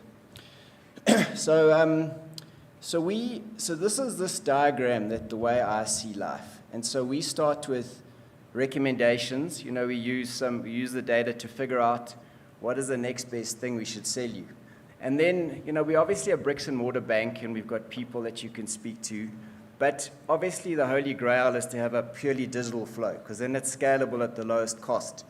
So once we figure out that, for example, we want to sell you a car, then we must figure that out, and then we must use a couple of things to try and communicate that to you. So you can get marketing cloud journeys, which do email or push or SMS or paid social media, or we can personalize the website. So when you log on, we can give you a little card or a carousel that says, how about this car loan? Then if you click on that, the next point over here is we then want you to onboard yourself. So you tell us, ideally we take your ID card. We don't even need your ID card, proof of life selfie, look at your bank statements, look at your credit profile, and finance the car. Then hopefully you don't need to ask, you don't need to phone up the call center. And if anything, you need any help, you just look for frequently asked questions on the web. So that would be the ideal process, completely digital flow. But because we're also like a truly digital, truly human bank, if you want to speak to a banker, that's fine. And then the banker can help suggest the car loan for you. And then they can onboard for you. And then ideally, if you do need to phone someone up, you phone up the call center and speak to a human. So you can always opt out of the digital flow and go to the human flow. So I think that's probably enough to set the scene for now. Thank you. Wonderful. So, Zuka, I'm going to ask you to talk a bit about Salesforce and what you're doing in the market, and then we'll start with the question. Okay. Super. Good morning. So everybody was talking about age. So I think I'm the youngest. Salesforce is the youngest. So we've been around for 24 years. It is a company that plays a very pivotal role in the space, in the conversation that we're having today. So really, really pleased in true Salesforce fashion. I'd like to say thank you to our Salesforce customers. And I don't know if it's a coincidence or it's by design. Both MultiChoice and Standard Bank are amongst the largest customers that we have in not only in South Africa, not only in Africa, but in Europe, Middle East, and Africa. So that's something that's quite significant. And I know there's many other customers in the audience, and thank you very much for trusting in us. The one thing that I will say that I'm not a marketing specialist by any stretch of imagination, but I think for me what is really huge is how everything comes together with technology. Technology is at the core of everything that we're doing nowadays. It's talking about numbers. I think both Vincent and Neil mentioned numbers. I think it's quite scary to think about how data is doubling. Every 2 years, the data that we have in the world is doubling. That's quite phenomenal. I mean, this is something that's changing at an exponential rate. It used to be 10 years, it used to be a decade, it used to be 15 years. Literally 2 years, the amount of data that is in the world is doubling every 2 years. So this is something that's quite significant, and I'm mentioning this deliberately because at the core of all this is data, which is what all marketers and advertisers are looking at. How do we leverage that data? Technology plays a very, very critical role in helping companies deal with the data. When you look at companies like, it took possibly close to 10 years for the internet to reach 100 million people. It took Facebook, I think about 4 years to reach 100 million people around the world. Carries on. I think Instagram, for some of the Insta generation or Insta folks, it took even less than 4 years. ChatGPT is the new thing. It's really, really, really big. It started in November last year. It took literally 2 months to reach 100 million people around the world, users around the world. This is really, really, really scary. And the other thing that has been quite a bit of a theme is around cookieless world. It's been all talk for many, many years. As users, I might not be a marketing specialist, but I think all of us are consumers, all of us are customers, all of us have got, we've seen, do you accept the cookie? You always think about it, there's some reservations. I'm sure there'll be the cookie funeral one of these good days, but I think what's interesting is how do we pivot to the next level? How do we do that? Now, the other thing, if I were to talk about Salesforce and what we stand for how we approach data, at the core of everything that we do is trust. Trust is at the core. How are we going to get the first-party data and our customers get closer to them?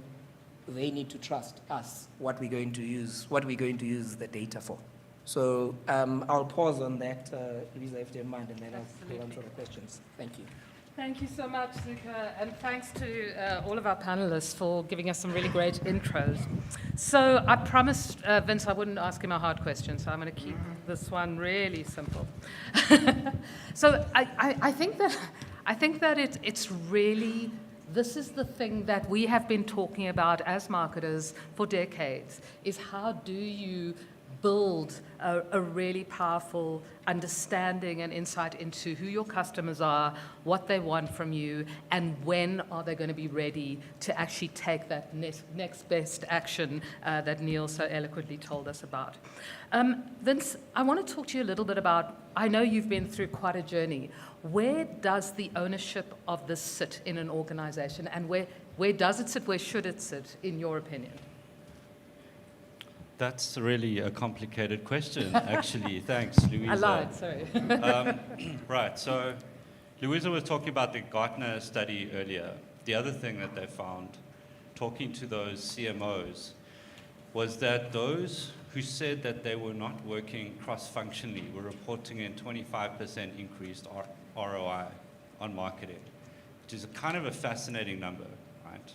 Because it either proves that cowboys rate themselves really highly, which, I think there's absolute evidence for that. But it may also be true. And if it's true, then I guess the question around where does this all sit becomes a really complicated question. Because if you're in a hierarchical organization, which those people probably are, it's much easier for them to just have internal analytics, have MarTech, have the data sitting inside of their structure under their direct control, and they're going to get a better result because they're not bogged down in corporate politics or whatever it is, trying to kind of cross-pollinate ideas and get buy-in and fight prioritization backlogs. If you have a matrix organization or maybe a smaller, more agile one, I think you're going to be geared to having outcome ownership not linked to ownership of the reporting structures. And so you have to look at what kind of organization you have and not necessarily try and drive this behavior where there's cross-functionality happening when you just know that it's actually not the way that your business works. Now, where should it sit? My personal view is that the reason that digital divisions exist is because neither marketing nor IT are good enough at that intersection between their two areas. So you actually add a whole layer of people and structure to just compensate for the fact that IT people really actually want to focus slightly on more back-end stuff and not that focused on the customer. And marketers are maybe a little bit over-focused on the customer and don't understand the tech that well, potentially. So then you have this middle piece. Now, should the data be owned there? Probably not. Because digital people tend to be a little bit less good at data governance, for example. So it's a balance, right? And Neil, you'll probably corroborate. In the bank, I'm sure this is a very complicated thing as well because of all the regulation around what you can do with your data. In our space, we have layers. We have core data that sits with our enterprise data and technology division. But all the data flows into the MarTech space, and that sits in the digital and marketing area, and we have kind of complete control over what happens there. And that's really the space where we're taking maybe master data and getting it into a space where we're activating it in real time, in bids, in personalization, in real-time interactions. It's not in one place for that same reason that in our organization there's lots of people that have a stake in what happens to that data. Cool. So Neil, I am going to now ask you a similar question, but I know when we chatted before, you were talking about, this tension between silos, which is kind of the traditional, the structure of a traditional bank. You tend to focus on different divisions and silos versus centralizing. And I assume a strategy like this requires a level of centralization in order to be able to cross-sell and really extend the lifetime value and the profitability of customers over their lifetime. Yeah, so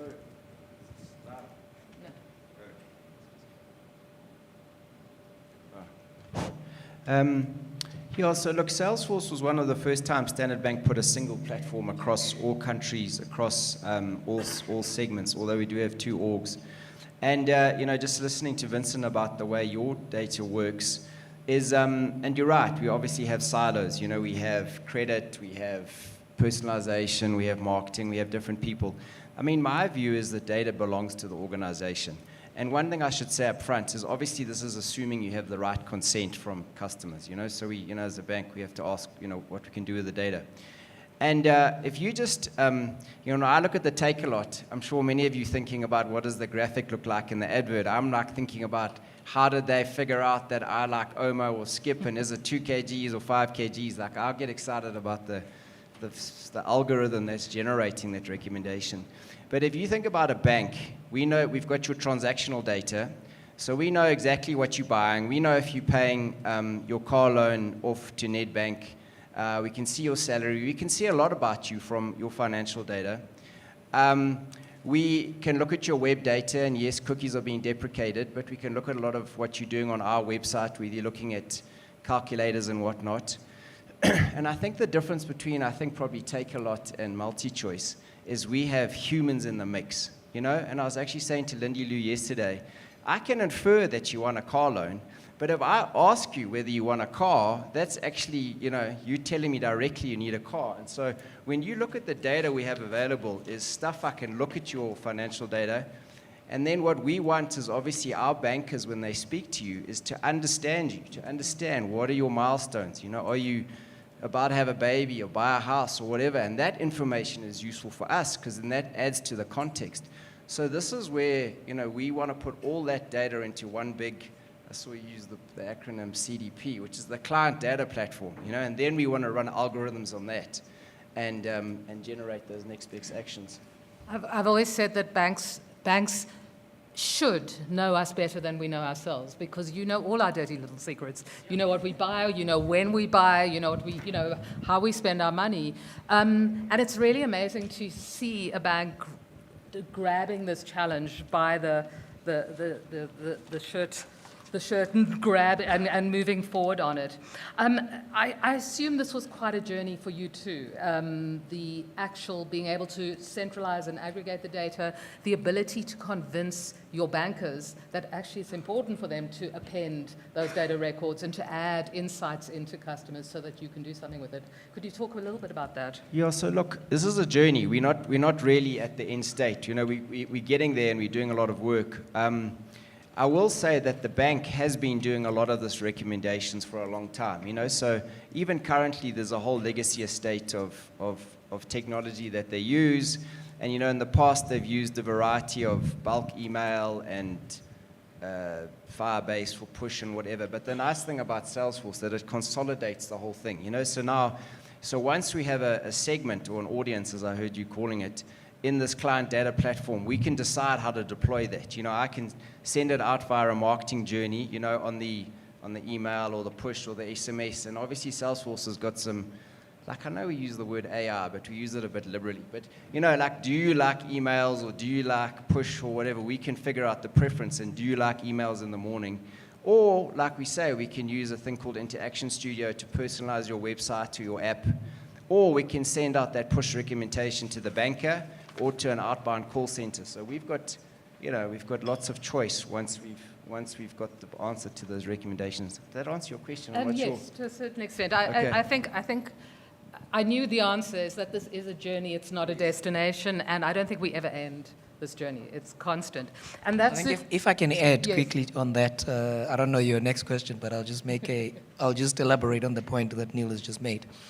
Where it gets tricky, or the next wave is, and what we try and help our customers around the world to do is agents or consultants need to be able to know, if you look at a bank, for example, there are a number of products that are there. I might have a credit card, but I've also got other accounts that I have. If someone from credit card is talking to a client, it is important to have that real-time visibility on what my customer experience is, so that it becomes almost personalized, almost relevant to the reason for the call at the time. So that's the next wave around the power of understanding data and making real-time decisions. Absolutely. And that's a really nice segue into what I was going to ask you, Zuko, which is you interact with so many different businesses in so many different categories, industry categories. Are these challenges faced by every business in every category? Is it easier for some? Would it be easier for a Takealot whose business is digital, or do digital businesses also find challenges in terms of really understanding the customer journey and understanding what the next best message is, right offer, right time in front of the right person? I wish the answer was yes, it is easier for some companies, but it's not. It just varies in degrees. The challenges that we're faced with, and I'm sure every company in the room would agree, we're all having to do more with less. I think this is something that's really, really a huge challenge that we're grappling with. And it's how we rise to that and find ways of doing things differently and maximizing on the things that we can, make sure, for example, when you look at what are the things that can be automated. When you look at artificial intelligence, being able to pull that and be able to do the things that really do not need human intervention, but AI can be taught to support or assist the customers. In terms of maybe just to share a few numbers, companies are now looking at ways to save time. And this is something that we've got less and less of. And companies today are saving 67% of technology resources with a unified data solution, which is one of the points that both Neil and Vincent highlighted. They're looking for ways to reduce costs. And the numbers that we see in our customer base is that 79% of companies have achieved cost reduction with artificial intelligence. And this is becoming more and more reality. I know for many, many years, artificial intelligence was like a buzzword, but it's becoming more and more reality. Yes. To the point that I made earlier around technologies that are like ChatGPT, which is generative AI. The other thing that we're seeing is that customers are looking for ways to increase productivity. 77% of companies are saving more time, more than 2 hours a week across each line, just by automating repetitive tasks. So that's what we're seeing in our customer base, and that's what we're seeing even outside the Salesforce space. That's what we're seeing as a trend that's coming to the fore nowadays. So I have a question about those stats because they're mind-blowing, but I assume that doesn't happen from day one. How long does it normally take to get to that level of efficiency and, to sustain that level of efficiency, the cost savings, the time savings, etc.? It is a journey. It is a journey that needs sponsorship, not only from, we touched on business and IT. Technology is just one part of it, but it's not about technology. It's about solving the problems, getting companies to be closer to their customers. So the most important thing is to have priorities like this and an imperative at board level, at executive level. When that permeates down the chain, it makes the job slightly easier. Otherwise, there'll always be resistance around wanting to do things the same way. There are people that want to continue with the legacy way of doing things, whereas if there's a vision and it's part of the vision of the organization, why a company is doing X, Y, and Z, it tends to really help. It doesn't really make it an overnight success, but at least it shortens that process. That's a really interesting insight. And Neil, I'm going to throw that one at you because how do you convince the C-suite that this is worth the big investment that you need to make in order to get to this level of data maturity and insight into your customers? Yeah,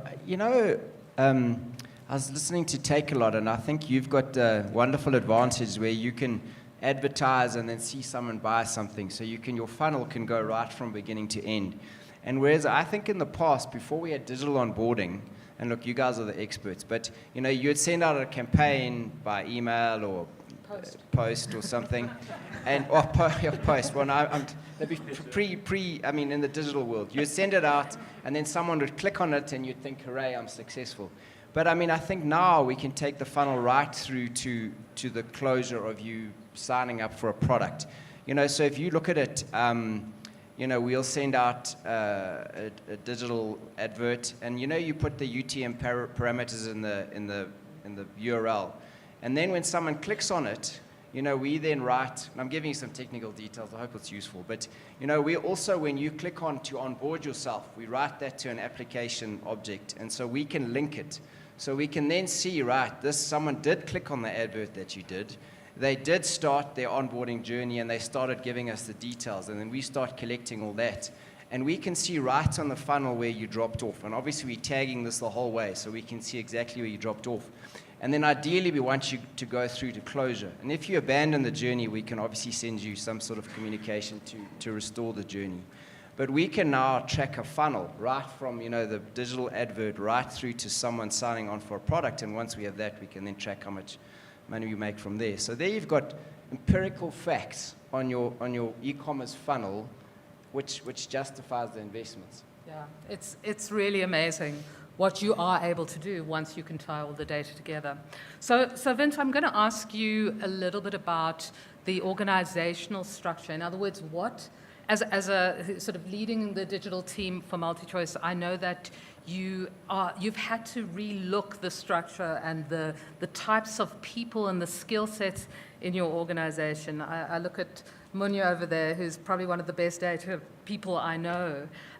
Marketing and IT generally speak a different language. How do you pull the right team together in terms of being able to deliver on the business objectives in the way that you have?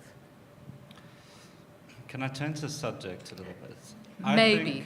I think we here today need to start a nationwide search for the BRI or the conference that doesn't talk about ChatGPT and give those people a massive award, right? Just because I think we've dropped it. I started it, apologies. But it's been rolling, right? So guys, okay, so just on this question, I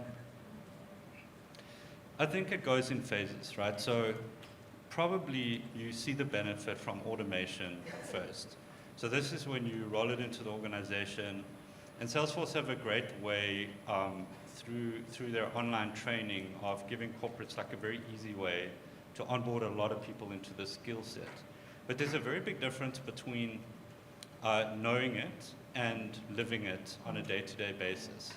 And at the heart of it is kind of a layer of customer centricity at the core. So you start by getting your benefits from automation. So I can share some info there. So for example, we're kind of going into the second phase now, but the first phase, if we benchmark campaigns that we ran, CBM campaigns, for example, so outbound campaigns via email or SMS, we've saved about 27% cost year on year by doing this, and about 35% effort. So cost is like optimization, least cost routing, knowing whether someone wants push or email or SMS, all of that kind of stuff really, really makes a big business impact. But the second phase is around once you have this capability, how do you start unlocking creativity on top of that, right? The first part, you're so busy trying to figure out how to use all the tools and what does it mean, get all your data in one place. But once you get comfortable with the tools and you put yourself in a customer position, you can now, we all know that customer journeys probably go across about 10 to 15 touch points in digital alone, right? Never mind anything else like out of home and so on. How do you orchestrate a creative and beautifully crafted, relevant messaging campaign that goes between email, SMS, websites, meta platforms, what's going on your WhatsApp bots? And when you get to that point, I think that's when you really start driving business growth as opposed to cost savings and efficiency on a performance level. And that's how you get execs excited.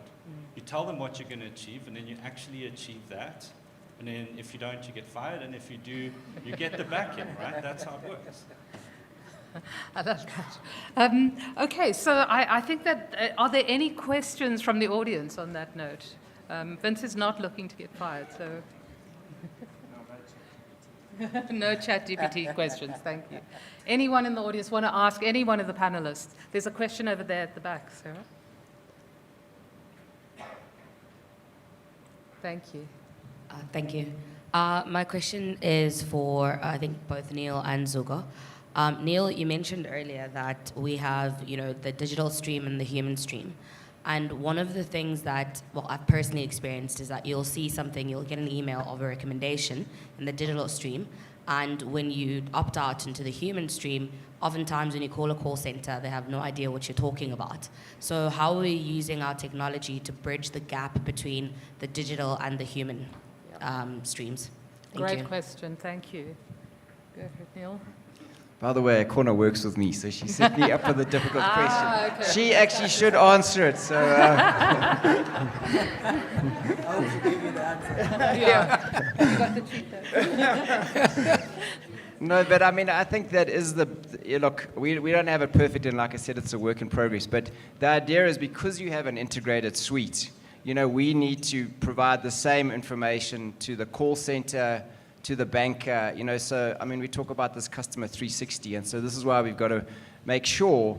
And so for example, if we generate a recommendation and we decide it's not worth the banker picking up the phone to phone you and say, how about that car, and we rather just send it via the digital route, we still put that as an action on the banker's dashboard. So if you speak to your banker, they'll be able to see, right, we sent you a digital advert, because I'm putting it a bit crassly, but we couldn't be bothered to spend the money on a human to contact you. And so if you do contact us in the call center, they will also see that we had sent out that advert to you and be able to see your interaction trail on that particular topic.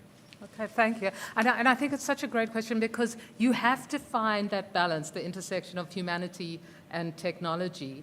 And you also have to bring marketers along for the job. Zuko, just to kind of continue on that, is that one of the biggest challenges you have when you sell a Salesforce platform into an organization? It is, but it's one of the points I made earlier about a unified data solution.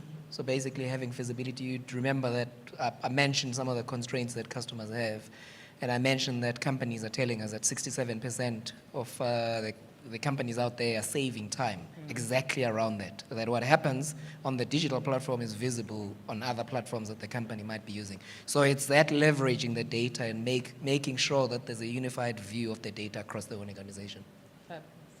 Any other questions from the floor? Yes, there's a question right here. Sarah? Thank you. Thank you for the session. Very insightful. My question is more around, it's for the panel at large, so just a point from each panel, if that's okay, panelist that is. My question is just around, data and the journey and understanding your audiences is a complex journey, right? Also depending on the maturity of the businesses, your tech stack as well. But for any laggards that haven't necessarily gone on this journey, what would you say the key consideration is before actually going on? Because things can go very wrong, can become very expensive. So what would that key consideration be before undertaking this journey? So before you answer, thank you for that, because that was actually going to be my last question, and we've gotten to tea time. So I'm going to ask each one of you to answer that. What should you be looking at when you are setting out on the journey, just to help some of us in the room who maybe haven't progressed as far as you have? So I think affordability is a big thing here, right? These tools can be pretty expensive. Where we got a lot of value initially is by rolling out something that can essentially move your first-party data into platforms like Google and Meta. Because that allows you, for example, to do things like suppression of your existing customer base or certain segments and so on. And you can get a lot of value from doing that upfront and applying quite a bit of thinking to, I think, like the customer side of experiencing your advertising and communication journey. Not a lot of businesses, I think, can necessarily afford to get the whole Salesforce stack. So you've got to sort of pick more tactical tools if you're not in that bracket. But there are a lot of things out there. I mean, there are all sorts of kind of DMP-like tools that allow you to do this that I think, you can kind of get started. And once you build that business case, you use that as motivation for further investment. So Neil, if you could maybe touch on, when you've got an old established business with data silos all over the organization and the tens of thousands of people that you have, how do you start the journey of pulling all of that together into a usable tool like Salesforce? So honestly, we don't really have the answer, but because Standard Bank has a lot of data reservoirs and lakes, but we are consolidating. I think, just generally, I think you should pick your technology stack, the technology that you want to do. And to Vincent's point about affordability, I mean, Zuko might kick me at tea, but there's like HubSpot, for example, and you can use Google, and they've got big data things. So you don't necessarily have to use Salesforce. Look, I'm just fortunate that I work for a bank that can afford Salesforce. But I think, if you speak to Zuko, there's probably cheaper options. And then I think the next figure out your tech and then figure out the right people. I'm a great believer that, you need, I call them engineers, but you need really strong engineers. And we're better off with one strong engineer than a whole lot of people who are not expert in the field. And then I guess the last thing always is business will. You need to have a business who wants to make this a reality. Great, thank you. And Can you've I got add the to last it? word. So maybe, Okay. again, from your experience across multiple different businesses, different scales, how should an organization look at starting this journey? I think, first and foremost, I'll reiterate the point around executive sponsorship. It's not an IT project. It's generally most of our customers, when they embark on a journey with us, it's a transformation of the business. So that's something that's quite important. The second thing is, expensive is quite relative. And I will tell you, I'm sure there's people that could talk about, from a clothing point of view, that, they can justify why they are buying a specific brand. But on a serious note, I think one of the things that is quite important is certainly what we do with our customers or prospective customers is we encourage customers not to do the business case exercise on their own. Because the lens that you're using a lens that's inward-facing, that's about you. We've got hundreds of thousands of customers around the world that are using our technology, are realizing results. If we put that data, that lens as well on top of that, and you can realize, you can understand what are the challenges that you're going to be addressing with our technology. And you look at that and understand how long is it going to take to pay for itself, then it's a totally different conversation. Even when you go to board and you have a conversation that says, we spending a fortune on this technology, but we know that in 18 months, this is what we're going to realize, in 36 months and over a journey, because it's a long-term journey. I don't think you want to get on a journey for a 3-year solution, but you want to have a journey that's going to take you as an organization to the next frontier. So that's what I would say. Wonderful, Teresa. thank you for that. Thanks. And thank you to all of our panelists. I think that was a fascinating discussion. Big round of applause, thank you. So are we going to run the video? Okay, Sarah, you take I know it. we're a bit running behind, so I'm just going to touch on very quickly, because it tags quite nicely into the panel we've just had in terms of the data maturity study. So one of our objectives this year with MMA South Africa is to understand the level of data maturity for South African businesses. It's something that the US have done. They've carried out a piece of research. And the idea is to understand the level of data maturity so we can create benchmarks and input that data so we can look at a tool that we can provide the industry so that you can assess to see where you sit currently against different industry sectors, so it'll enable you to make better decisions. So what's the problem we're trying to solve? I don't want to bombard you with too much complexity, but this is a mind map of what Vincent thinks about every day. But it just illustrates how complicated marketing is and how much of all these elements that a CMO or any sort of senior marketer has to think about on a day-to-day basis. And if you think about sort of budgets, if you're budgeting, how that budget split's going to look across all these assets, staff, where do I have to employ people? What resources do I have? What elements do I insource? What do I outsource to agencies?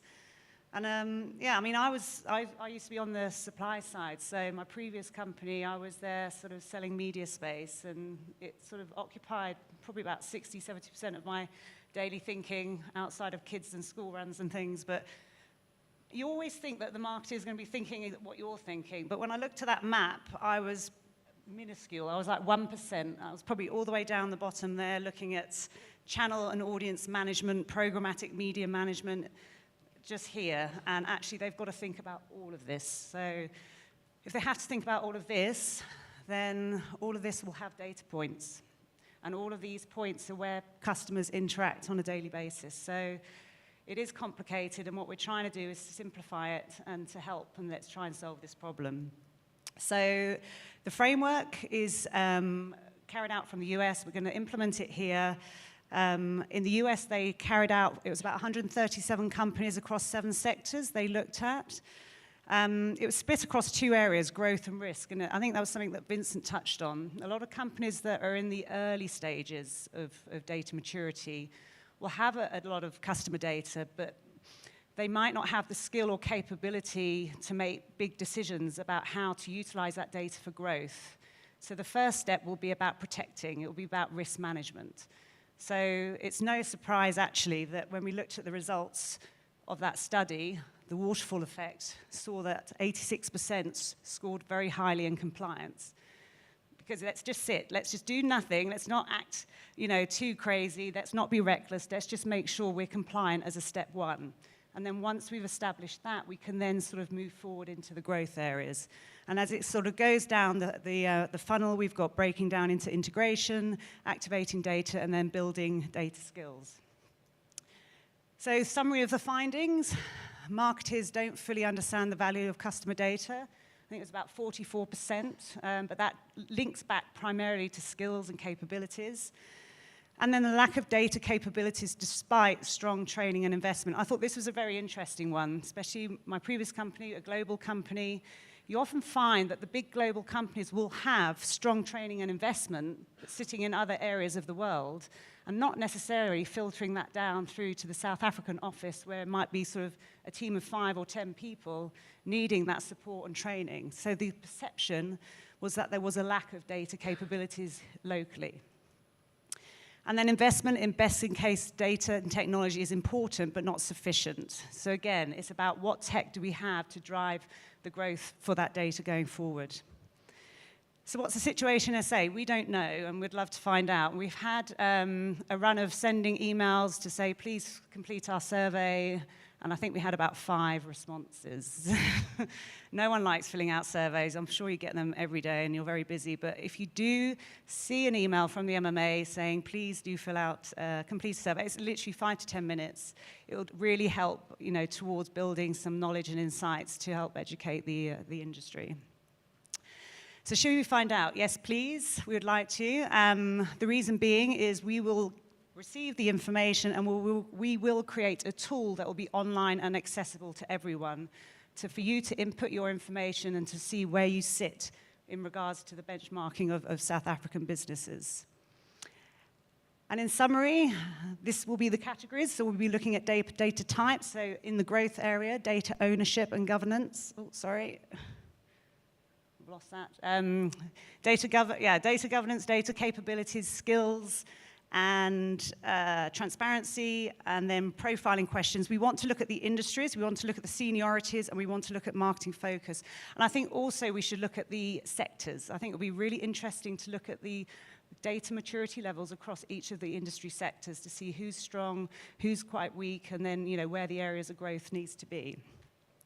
So that's it for data maturity. Before we go on to a short break, I just want to share some news. So as you know, at the start, we mentioned about Rick Joubert being the Smarties organizer for the metaverse. So Rick's team at Yonder kindly created the Smarties metaverse for us. And the idea is to showcase some of the winning case studies of the finalists for this year's Smarties 2022.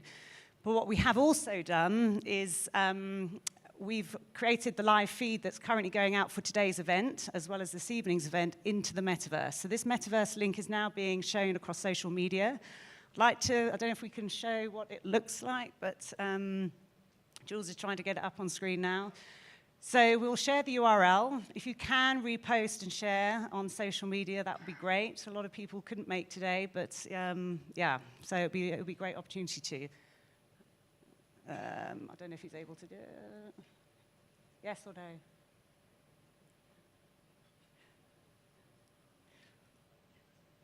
Okay, while he's doing that, what we're going to do now, there's going to be a 15-minute break. After the break, we're going to be going into the customer experience panel. So we have Lindy Liu Alexander, who's Global Head of Marketing for High Net Clients Worth and Retail. We've got Kate Kitts, CEO of Mindshare, and we've got Bruno Bertrand, who's the Marketing Director of E-commerce for Estee Lauder Companies. We'll be joining Louisa on the panel to share some lessons learned on customer experience for the beauty sector. And I think Clinique launched a campaign a week ago. So Bruno's going to share that campaign that Clinique launched, which is fantastic. Kate's going to share some perspective on agency and client relationships and how it's important that agencies partner with brands through customer experience. And then Lindy Liu Alexander will be sharing the financial services insights on customer experience. And then following that, we'll have the Web3 experiential tech. Grey Advertising will be giving a live demo, which is incredible of their campaign. They entered into Smarties this year. Rick will be on the panel with regards to his GOATS campaign for DSTV, and moderated by Louisa. And Dan Courtney will also be joining the panel. So don't go away. If we can't get the metaverse up now, we'll show you after the break. 15 minutes. You can stretch your legs if you want. Okay, thank you.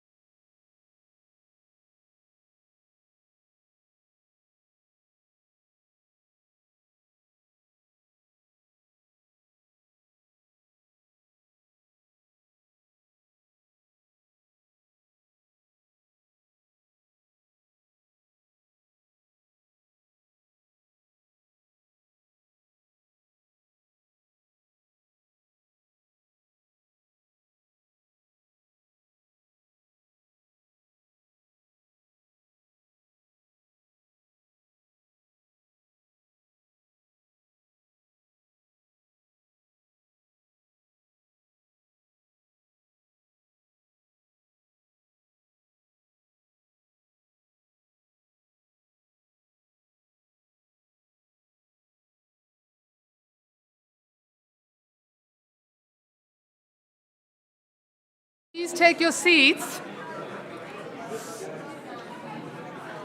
So while you're sitting down and settling, I just want to point out to you on the two screens, we are live streaming the live stream in the metaverse. So those are people, maybe some of you in this room, who have created avatars and are wandering through the Smarties metaverse, watching us sitting in this room, watching them wandering through the Smarties metaverse. So it's pretty cool. It's pretty cool. Please go and register and go and walk around. It's a really, really wonderful environment. And we're going to talk a lot more about metaverse shortly. But before we get there, our next panel, who's that running, Jules? Is that you? Are you running to? There we go. The interesting thing about the metaverse environment and what the Yonder team have done is that the audio is based on a proximity. So you can chat to people in the metaverse live, but you'll only hear what people are saying. You can see them in the distance and see that they're talking to each other. You'll only hear the conversation when you get up close and personal. So I guess that's a little bit like the real world. So have fun. It's really an amazing space. And we've got a couple of the winning Smarties campaigns up on the screens all around the metaverse. So, Jules, if we can swap over to our panel. Right now we're going to talk about the lessons learned transforming customer experience. And I'd please like you to welcome onto the stage Lindy Lou Alexander, who's the Head of Global Marketing, Consumer and Wealth Investment Segment for Standard Bank, Bruno Bertrand, who's the Digital Commerce Marketing Director at Estee Lauder, and Kate Kitts, who's the CEO of Mindshare South Africa. They're all going to give us their insights and the lessons they've learned in the customer experience space. And I think just to kick us off, while everybody's settling, for any of you who have dove into this space, customer experience is complex. It's not a simple challenge to face. And I think everybody today are going to show us that if we can get it right, if you can really create a compelling flow for your customers through their decision journey, through to the point of purchase, from the point of awareness, interest, and obviously right through the journey, it becomes a key driver to unlocking growth and potential growth for many organizations. So we're going to learn from the challenges and the lessons learned in the financial industry, then in the beauty industry, and then finally we're going to look at a unique view in terms of how agencies can help brands to navigate this really fascinating space. So Lindy Lou, if you would join us at the podium and share a little bit of your experience.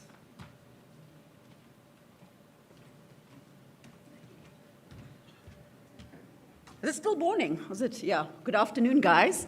I can't stand here but not share one of our latest innovations. So do we have the video ready? Awesome. You're a homeowner, voila, or at least saving to be one. It should be an epic adventure, right? But being a homeowner these days means a whole lot of hassle and hustle. Keeping the lights on and keeping the costs down can really keep you awake at night. But help and hope is at hand. At Luxi, we've got your back through any power outages, security breaches, rainstorms, or water shortages that may come your way. And we're here to help you save water, electricity, and money through better home efficiency for you and future generations. We provide a comprehensive 360-degree solution for securing your home's safety, energy, and comfort. We offer everything from insights and inspiration to installation, from finding trusted contractors to financing, and from solutions to support. We'll connect you to vetted suppliers, quality products, and affordable finance for free, no matter who you bank with. We'll serve you customized info based on your burb and keep you up to date on home hacks, tips, and trends. We'll cut through all the nonsense and give you everything you need to know about your neighborhood so you can make informed decisions. From solar scores to saving you more, we'll simplify the whole home management process so you can live your best home life. You could say we're the online home for homeowners, the perfect portal for all things property. So, no matter what today or tomorrow brings your way, we're here to make sure your home is safe, smart, and sound with savings all the way. Look-see, keeping the future bright today. So that's just one of our latest innovations that we took to market. And it's also just to prove to you that banking is not boring, guys. And banking doesn't look the way we expect it to look.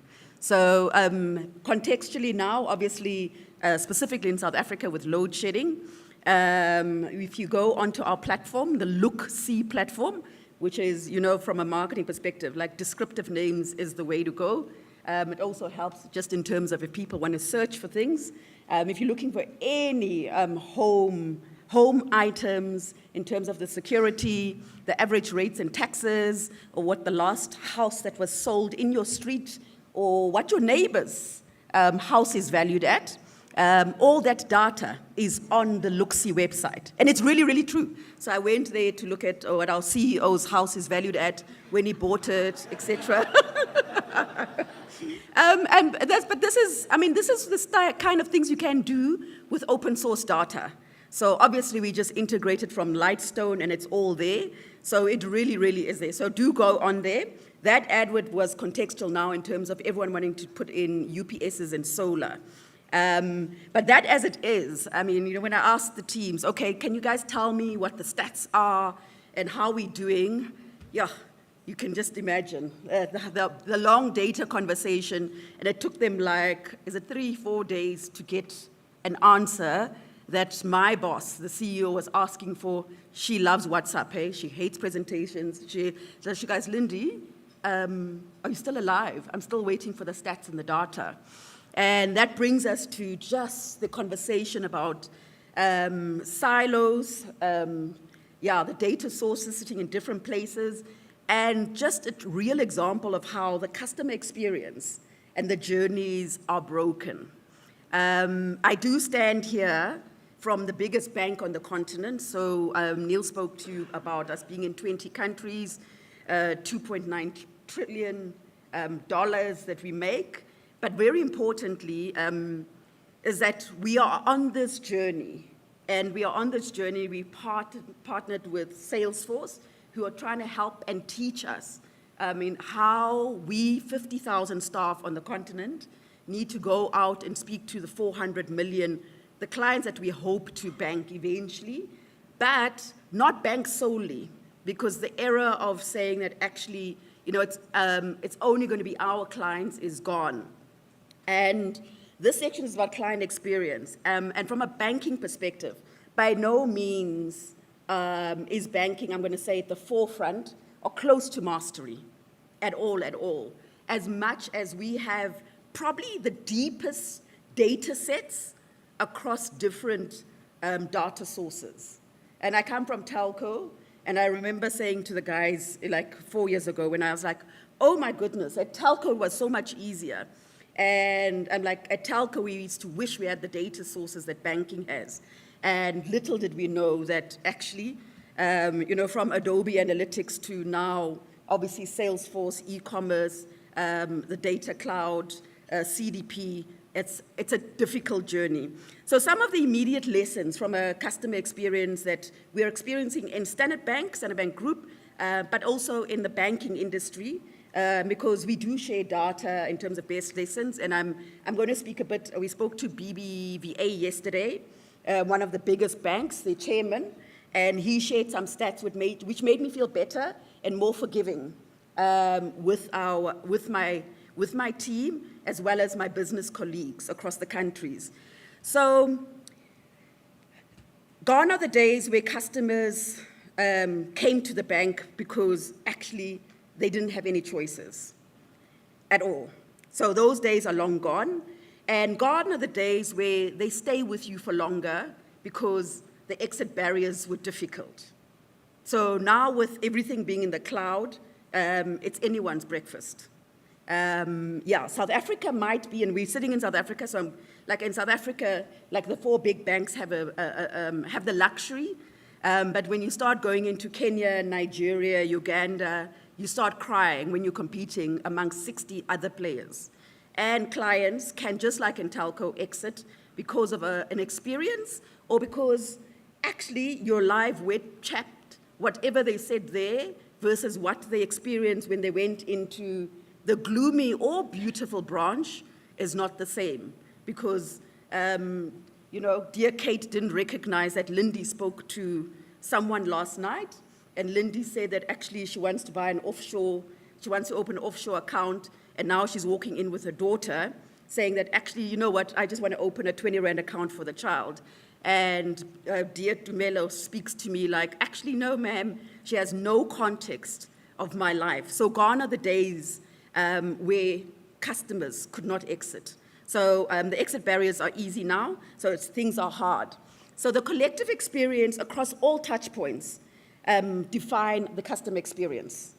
And what the customer is expecting from all of us, particularly in banking, and banking, because you're speaking about people's money, it's very, very precious. They're expecting you to be helpful, and they're expecting a strong feedback loop. So the strong feedback loop is because money is quite personal. And we are now learning that actually beyond trust, because we don't have strong feedback loops across all of our touch points, we are, I've almost said in the KAK. Yeah, we are in hot water. Yeah, we're in hot water. So when we look at, I mean, obviously we all measure our client experiences. So I'm not going to divulge what the NPS score was, but clients are voting, and when they're looking at, well, how's your omni-channel experience, I don't know what your KRR or KPIs are. You can either, there's no medium. Time to step up is that low rating, or you're setting the example. And none of us are setting the example. And for a bank that's got such big ambitions on the continent, we are partnering with the best like Salesforce because we are hoping, in the next 18 months to be setting the example on at least 50% of our base. And if you can achieve that as a bank, then you have won. So what clients have said to us, just in terms of what they're looking for, it's not rocket science. They're looking for convenience. They're looking for ease and simplicity of the channel. They're like, can a baby almost use it? And they're looking for personalized experiences. And critically, because we're speaking about Mula, they're looking for it to be secure. So we all understand, obviously, fraud and the cyber attacks. So security has come up as the third important variable. But what we were not looking, I mean, if you're 160 years old or 190 years old, like BBVA is 100 and they're older than us. I'm going to come back. They were saying, then they said to us, the clients have also come to us and said that actually we're looking for an integrated live customer support experience where we can rate you, smiley face, sad face immediately because Lindy did not smile, Lindy did not understand investments, or you spoke to me like this is the first time you're seeing me, though I have touched 7 of your other channels. So they're all looking for a setting the example type of experience. And we are nowhere there. So Standard Bank we're determined to improve this, and that's why we partner with our media agencies and platform providers to do better. And yesterday's example, and I know this is about us, but when we sat, the BBVA stats were they have 89 million clients. This is singular, unique clients, 89 million clients. They're in 189 countries. So, I mean, if you're not in banking, like go and look at how. And those branches where they're in are in emerging markets. So all the things that we wanted to debunk about Africa, and Africa being poor, a rising continent with under 60, like most 60% of the population being under the age of 25, and therefore not having disposable income, was completely debunked yesterday, and I now understand why we had that experience yesterday. And our journeys now need to be fixed at an accelerated pace because the world is not waiting for us. I mean, we spoke about ChatGPT. I know our FD, like for the biggest bank, he has 3 opening slides. He said to us, guys, really, really thank you, but I need to tell you I didn't need the marketing team. He did his 3 opening slides, all from ChatGPT. He said, guys, it's like Standard Bank Group's performance, because obviously our results were released 2 weeks ago. So all of that is like out there in the public.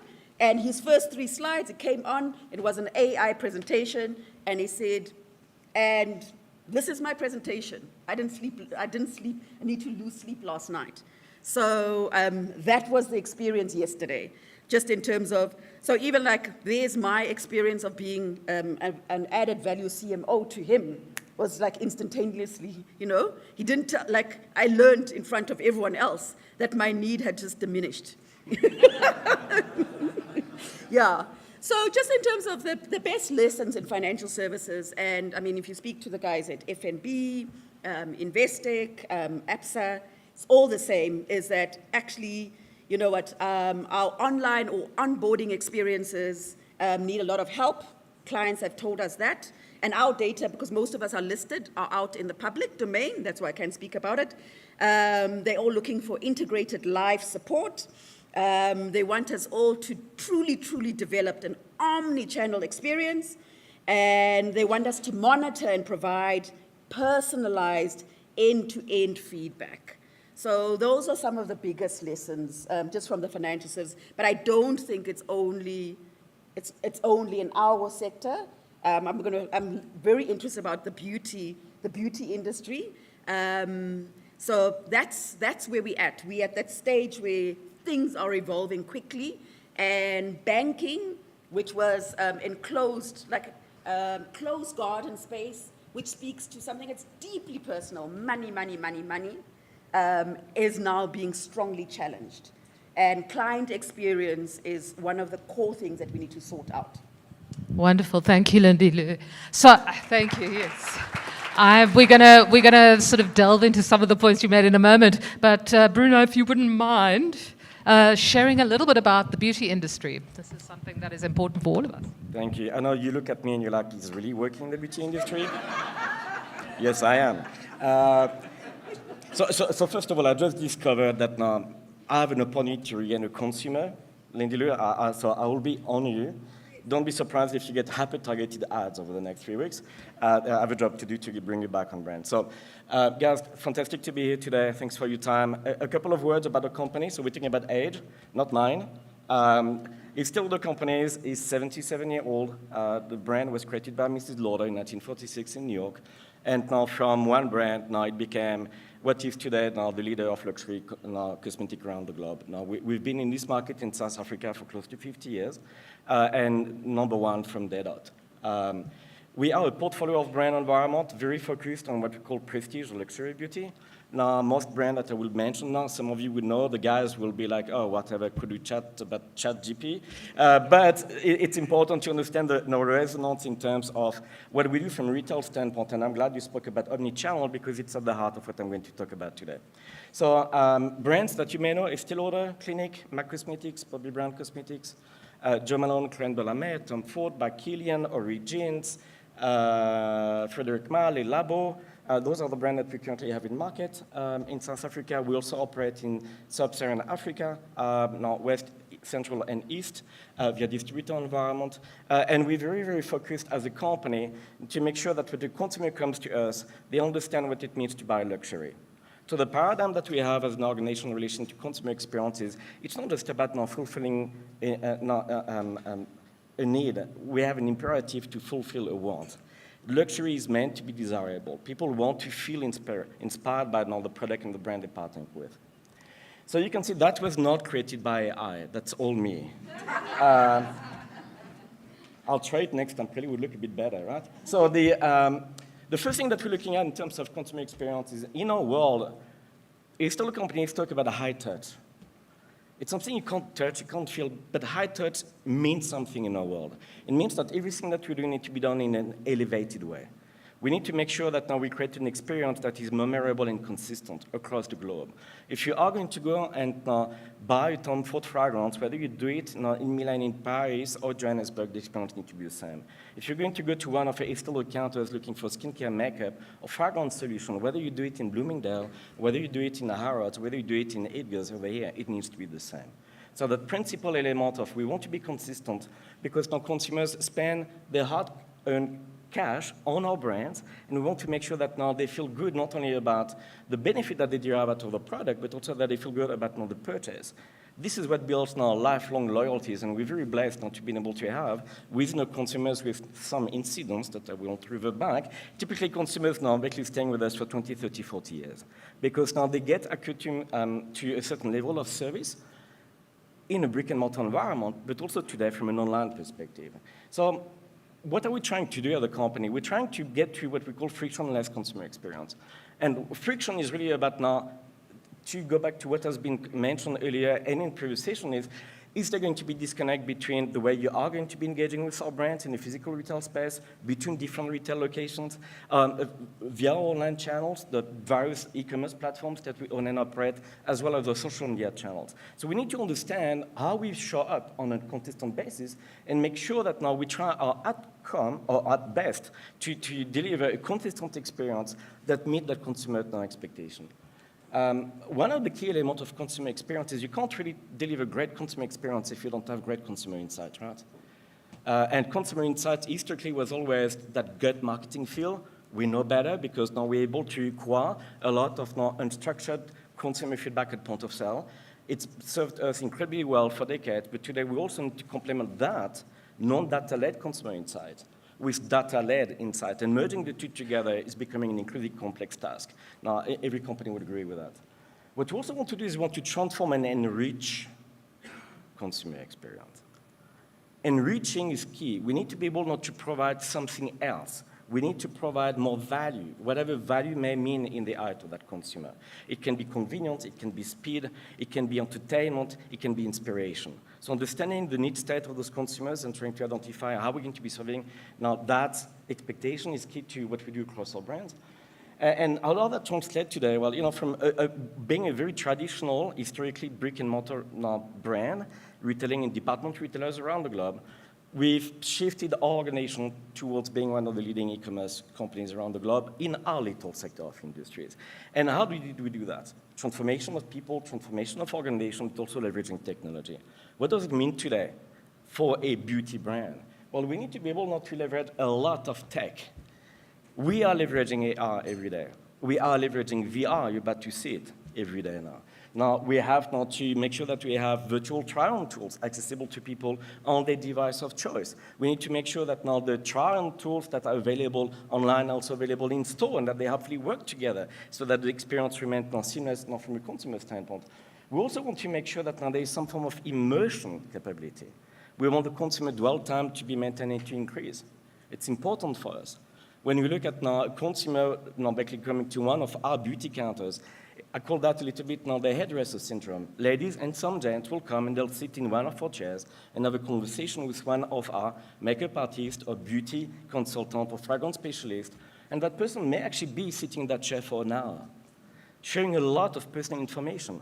That person now makes that interface a key moment of a daily experience. We're looking at it beyond the product. We're looking in terms of, but you've touched us on a personal level. We need to make sure that we honor it and that we touch you as well. So the immersion piece is really, really key to what we want to do moving forward. And there's obviously an element of a bit of gamification, right? Because if you are going to be going from a tech perspective, you can start doing things that probably were not really going to be great from a physical brick-and-mortar perspective. We don't want to add promotionality now in beautiful department retail, but there's means to be able to get you to be engaged with gamification opportunities from online. So what does it mean for us as a company? We have to diversify, and this is where the complexity comes. From being a traditional department retailer-led organization, we today have so many route to markets. From a South African perspective, now we obviously continue to have incredibly strong partnership with now our traditional retail partners, Edgar's, Woolworths, Foschini, Truworth, Arc now, Specialty Multi that launched. We also have DTC, responsibilities. Now we own and operate 6 e-commerce platforms locally.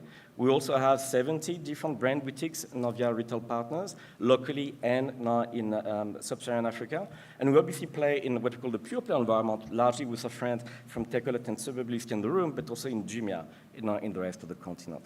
So now we need to touch a lot of consumers in many different ways via many different portals and create the unified brand perception becomes more and more complicated. What do we need to do that? Well, live chat has become a key enabler of a consumer touchpoint opportunity, not only from a consumer compliance standpoint, but from a consumer consultation standpoint. We already were going that way before COVID. COVID forced us to accelerate that.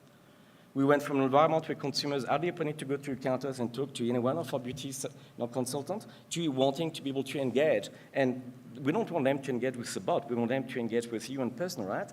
So how do you do that? Well, some capability from live chat on the website.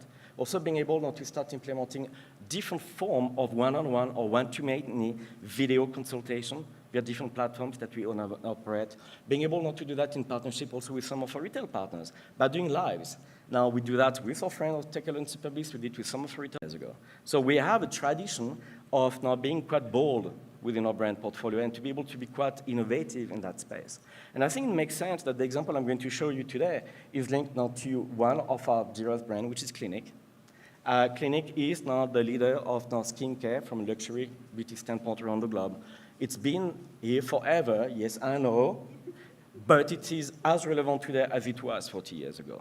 And the way we go about it now in the new world is to make sure that now we start integrating not only an omni-channel environment, because omni-channel implies offline to online, right? Today we're saying there's offline, there's online, but there's metaverse. And how do you actually use the metaverse to enable us to bring really rich, deep, compelling, experiential moments in the consumer's life, but also enabling him or her to transact straight away, now from an e-commerce perspective. I'm very proud to announce that the Clinique brand globally and locally has launched now what we call the Clinique Lab environment a week ago. It is a first in the industry on that scale. It enables us to be able now to offer to consumers with a clear view of targeting Gen Z consumer because it is a mobile-first build. It's not designed for PC. If you are going to the URL, please do it on the phone. You'll see that the navigation in the metaverse is a lot easier. It enables us to create a completely different immersive relationship between the brand and the consumer, so the consumer understands the history of the brand. We're talking about now brand building and the importance of big brand moment. We are not the latest brand. We're not the latest fashion, but we are here. We deliver value globally to hundreds of thousands of consumers now every year. And we pride ourselves in making sure that we deliver good product, treating the needs and now of consumers across multiple age groups, across different demographics, across different geographical regions. So how does it look like? Essentially, if you go to our local website, clinique.co.za, and you visit now the Clinique Lab, you are going to have the ability to do what you just saw earlier. You are going to be able to create your own avatar. You're going to be able to actually enter the world of Clinique. You're going to be able now to actually go to different locations to experience what the brand proposition is, both in terms of consultation, product information, being able to also collect some bubbles floating around in the metaverse that enable you to unlock some value that you can redeem immediately at checkout on our e-commerce platform. This is, in my mind, the most transformative innovation that we've done in a long while as a company. This is essentially what we call Web3 retail, right? It's not a case of saying we are doing another e-commerce launch. It is another retail space that is not e-commerce, and it's not physical, but it brings the two together. And I think now we probably will see a lot more brands and organizations trying to get that route over the next few years because that enables you to actually acquire, going back to the previous conversation, incredible data points in relation now to what consumers are going to be doing on site. Are you able now to bring now them from an intent to conversion standpoint? Yeah, thank you very much. So thank you, Bruno. I'm going to call Kate Kitts up. She's going to talk about the role that an agency, particularly a media agency, plays in supporting brands on this customer experience journey. Thank you. So, I mean, wow, we've seen some amazing work. We've heard some stories from amazing brands that are doing phenomenal things in this space. And really working relentlessly, I think, when we drill back to, firstly, deliver experiences that really matter and add value to consumers. And then also, very importantly for all of us, because we all want to have a job at the end of the day, is work that is going to create impact from a business perspective. Oh, drum roll, there we go. That was the impact moment right there. Thank you for that. And I think, having a look around the room today, I don't need to lecture anybody on the importance of CX, right? We all know it's incredibly important. When we consider the crazy landscape that we operate in, we've got consumers that have dozens of messages getting thrown at them every single day across multiple platforms that are duplicating every single time I open my eyes. We've got a situation where reach is getting fragmented. And so with all this craziness that's happening around us, all these challenges from a brand perspective, really what becomes critical is that brands are differentiating on an experience level. Because without that, it all just becomes part of the sea of sameness in this crazy noise, and really, at the end of the day, we're not going to cut through. So having a look at that and understanding the complexities, and we've heard about, the complexities in terms of how do you even start. I think, taking a step back, for me, when I started to contemplate what CX means for me, it's not a philosophy. Oh, thank you. Put it up. It's not a philosophy. It's not a fancy framework, although these things are incredibly important. It becomes a way of working, a way of thinking, and most importantly, a way in which we act in the environment. And for me, coming in from a media perspective, I think that's where we really do work and partner closely with some of our clients to start bringing value to that, because it's complex. There's everything from tech consulting, data management, process improvement, customer needs assessment. It can become incredibly overwhelming. And not surprisingly, we need support, from a client perspective. And that's where having a look at what agencies used to be 10 years ago, where it used to be largely transactional, where you'd come, we'd place your TV ads, and say thank you, and we'd move off. We've had to transform as the landscape has transformed, as our clients' needs have transformed, and absolutely as the consumer on the ground has transformed. And so we've done that, and agencies like Mindshare, have taken a step back. We've invested in skills, development, data, tech of our own to be able to really support our clients from that perspective. And I think it's a tough ask, right? It's hard when you look at that. Where do you even start? And I think for me, the space, beyond just the support, it requires a whole lot of buy-in. I mean, we were chatting about it earlier, right? You need to make sure from an external perspective, you've got that support, but internally, unless you've got that buy-in from key stakeholders, you are going to be dead in the water.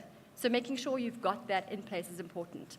For us, from a transformation perspective, as well as from an actual roll-up perspective or implementation level, we've got the tools and techs that really helps to support. And media agencies, when you consider, are actually really well placed for that.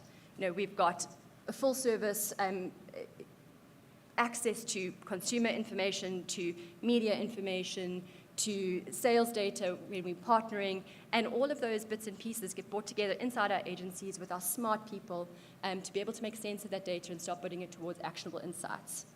So when we have a look at it, I think everything from, and I've got another slide. Everything from journey mapping to analytics reporting, consumer-centric media strategies, all form part of how we like to add value to our consumers, to our clients. Little things like journey mapping, as I said before, bringing that information together, starting to evaluate it, understanding what the planned experience is and what the actual lived experience is, understanding where those opportunities lie and how we can improve it. Creativity is absolutely a key part of this entire journey, and being able to bring in smart tech and data around things like personalization, dynamic creative, also helps us to really bring life to this process for our clients.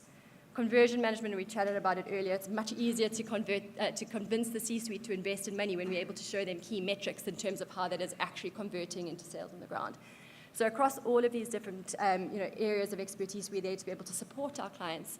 And it's easy to look at some people at their journeys that are quite advanced in terms of like the bank and certainly with multi-choice. But the reality is when you look at the average marketer on the ground, they are often just starting out.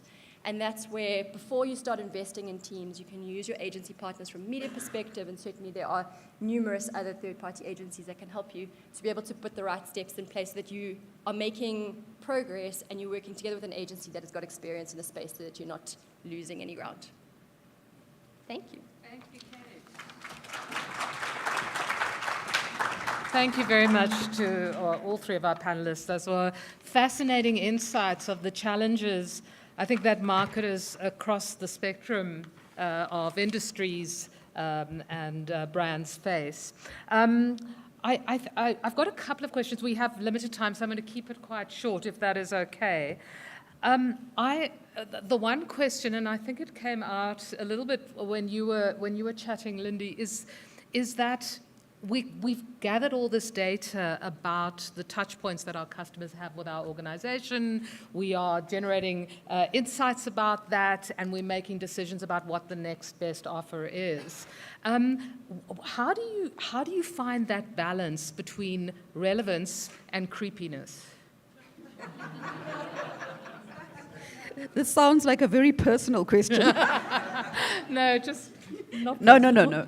So, obviously, the next best action, because it is actually a tool that we use in terms of client outtellers. So they have one of the platforms we have is next best action.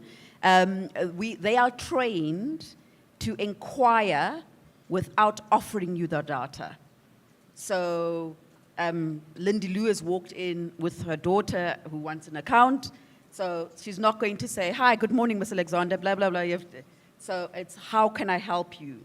So, and this is where offline and online have to integrate very, very carefully.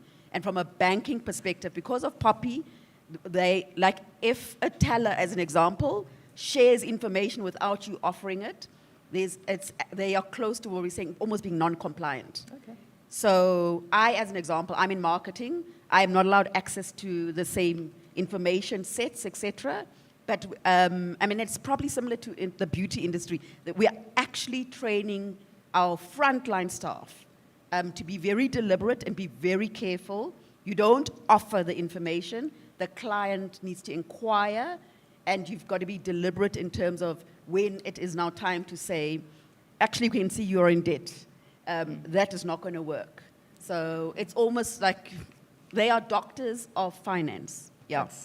I love that term. It's an incredible balancing act. And I think that, I guess, if you look to your own humanness and what would be creepy for you, you can evaluate what would be creepy for customers. But thank you for sharing that. Bruno, I found your comment around creating a frictionless experience really fascinating. There's been some recent research about how some brands are looking at ways to put friction back in the customer journey, because it actually is an opportunity to create that human connection, even through your chatbots or through your live chat. It gets the consumer to stop and think and maybe create some kind of more real human connection with the brand. Have you had any experience of looking at a journey and saying, that's too smooth, too fast, we need to slow the customer down at some point in the journey? No.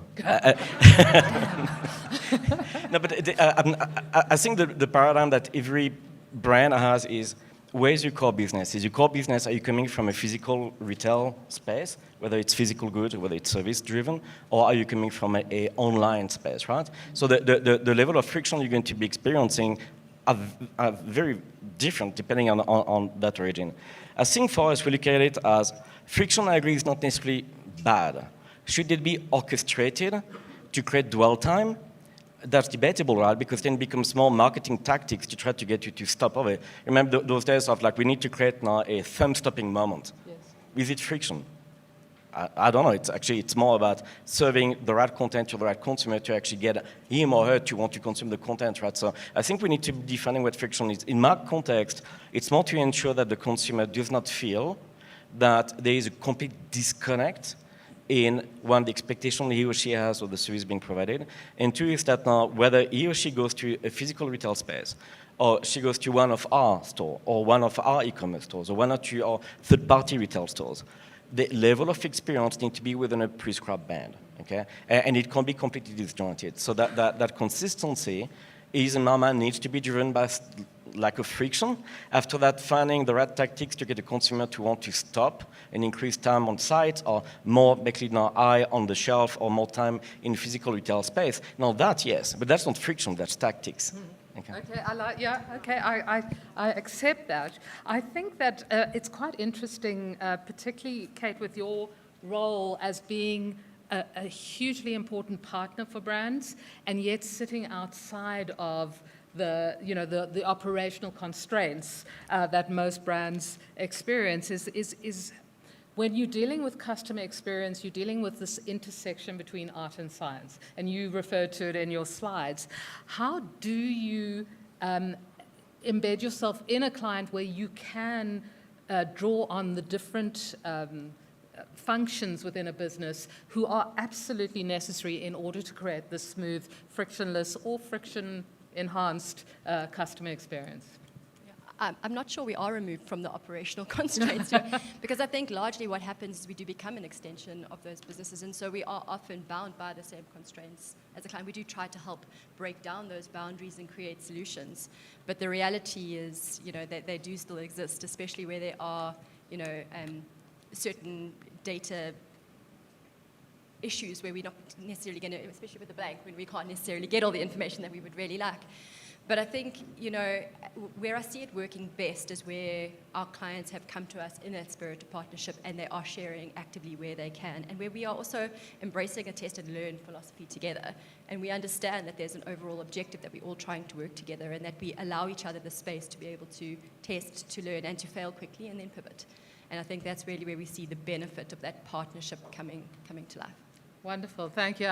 I think Lindy Lou spoke about trust being such an important component of banking. I guess it's a critical component when you're dealing with agency partners, when you're dealing with vendor partners, to make sure that there's communication to talk about everybody's focusing on the same end goal, but that you trust each other to be designing in your own best interest. So unfortunately, we are constrained by time. I just want to do one final question, which I'd like all of you to just give a quick answer to, is different businesses are at different stages in the design of their customer experiences and their digitization of their customer experiences. What would be your advice to smaller companies or larger companies who are really starting out on this journey? So I don't know if you want to kick off, Lindy Lou. So I would say they've got to be open to change and learn, and understand that actually, Rome wasn't built in one day. So it's a journey, and choose the partners that understand you and that fit your budget to walk the journey with you. Cool, thank you. Bruno? Don't guess, listen. I think too many decisions that we're making are really driven by gut more than by science. And there has to be, I think, a happy medium. I think if you acknowledge the fact that you have perhaps opportunities in the consumer experience space, I think it will be quite clear as to what it is that you understand the need is. Because otherwise you may spend a lot of time and money delivering something that nobody ever wanted in the first place. So I think defining that need and be quite clear on it and driving it hard is important. Otherwise, if you do a lot of little things, even internally, your organization will not be clear as to what you're trying to achieve. So going back to what you were saying, is change is hard, and now implementing change within an organization to actually get everybody to understand this is what we want to excel at now is going to take a fair amount of time and repeat and rinse and repeat. So clarity of intent and try not to guess too much. So are you telling me you were a supermodel when you started out in the beauty business? You should have seen me when I was 18, huh? Okay, so, and I think last word there, Kate, in terms of your experience from the outside and inside, because you straddle both. Yeah, I think just in terms of where to start, I think for me it's creating that clear vision and where you're wanting to head. Because it's easy to kind of get, firstly, overwhelmed and start spinning off in different directions. So to have that North Star, I think, is incredibly important. And then maybe just a closing thought from my side. I think when we start looking at, the CX space, it's easy to want to kind of oversimplify it, but the reality is when you look around, the client's expectation of experience is going to be vastly different. We're dealing with these convergent, generations, and every single one of those generations has got this different view of what that experience should look like in terms of how they want to be interacted with brands, where they want to interact with brands. Is it brick and mortar? Is it online? And I think understanding that and realizing that you probably don't know your consumers as well as you think you are is a good starting point as well. Absolutely. At least we know what we don't know. Thank you so much to our panel. That was an absolutely fascinating discussion, and thank you for sharing those wonderful insights and those wonderful projects that you're working on. Big round of applause. So, ladies and gentlemen, we are heading on to our keynote presentation. Sarah, do you want to? Okay. So I would like to introduce you to Kerry Janse van Rensburg. She's the Digital Marketing Director of the Ignition Group. Kerry has been in this space for a long time, and she's going to share with us across multiple industries, and she's going to share with us her insights on a particular case study, which was about analyzing and understanding customer omni-channel behavior to help make the business smarter and to increase ROAS, which is return on advertising spend. So please, a warm round of applause for Kerry.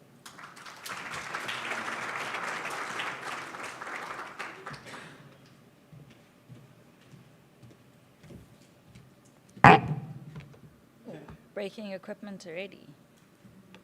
Thanks, Louisa. On my slides, let's do that. Okay. So really chatting today about understanding omni-channel behavior and increasing ROAS to decrease your media cost. Nowadays, you know, everyone talks about how much data they have, where it's stored, but how are we actually utilizing our data to showcase and take it back to the C-suite of our business to show that digital marketing is in fact moving the needle from a growth perspective. So it's always been a challenge where we talk about traditional marketing media versus digital marketing media and how that is split. And it's always this tug and pull of what is actually bringing the most value.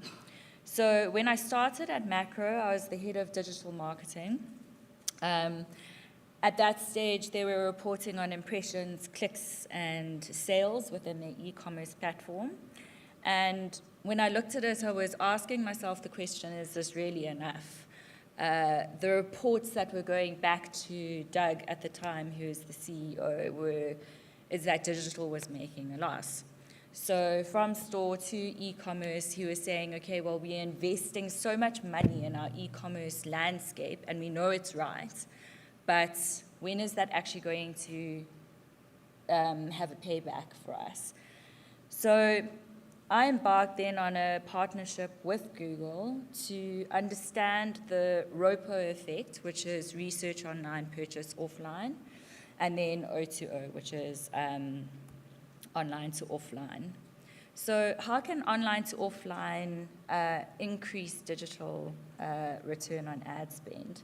I know I'm talking to a room of marketers, but in general, return on ad spend is really the amount of revenue earned for every rand spent on advertising, okay?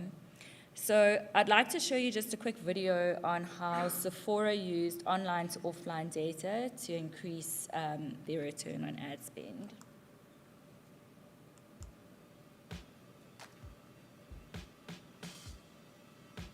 Today's customer is increasingly omni-channel. We wake up, we get on our mobile phone, we look on social media, we see a lipstick color that we love, we go on sephora.com.sg and we see if it's available, and then maybe later that day we stop by the store to test out the color. This is really the journey of a consumer. We call it omni-channel, but really this is just how people are acting.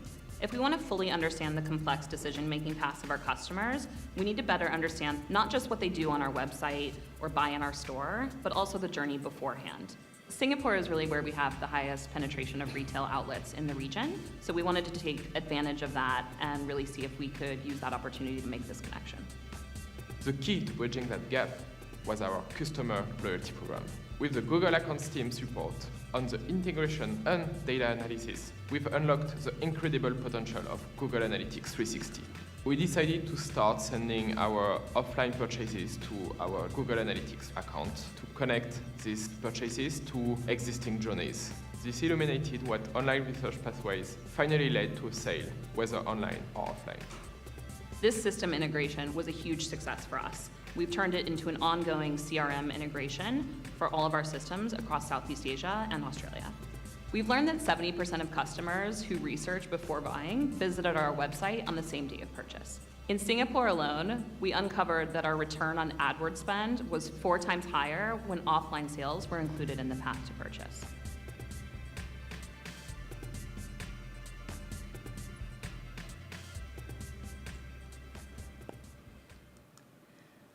So that video really just shows the power of bringing in offline data into your online environment.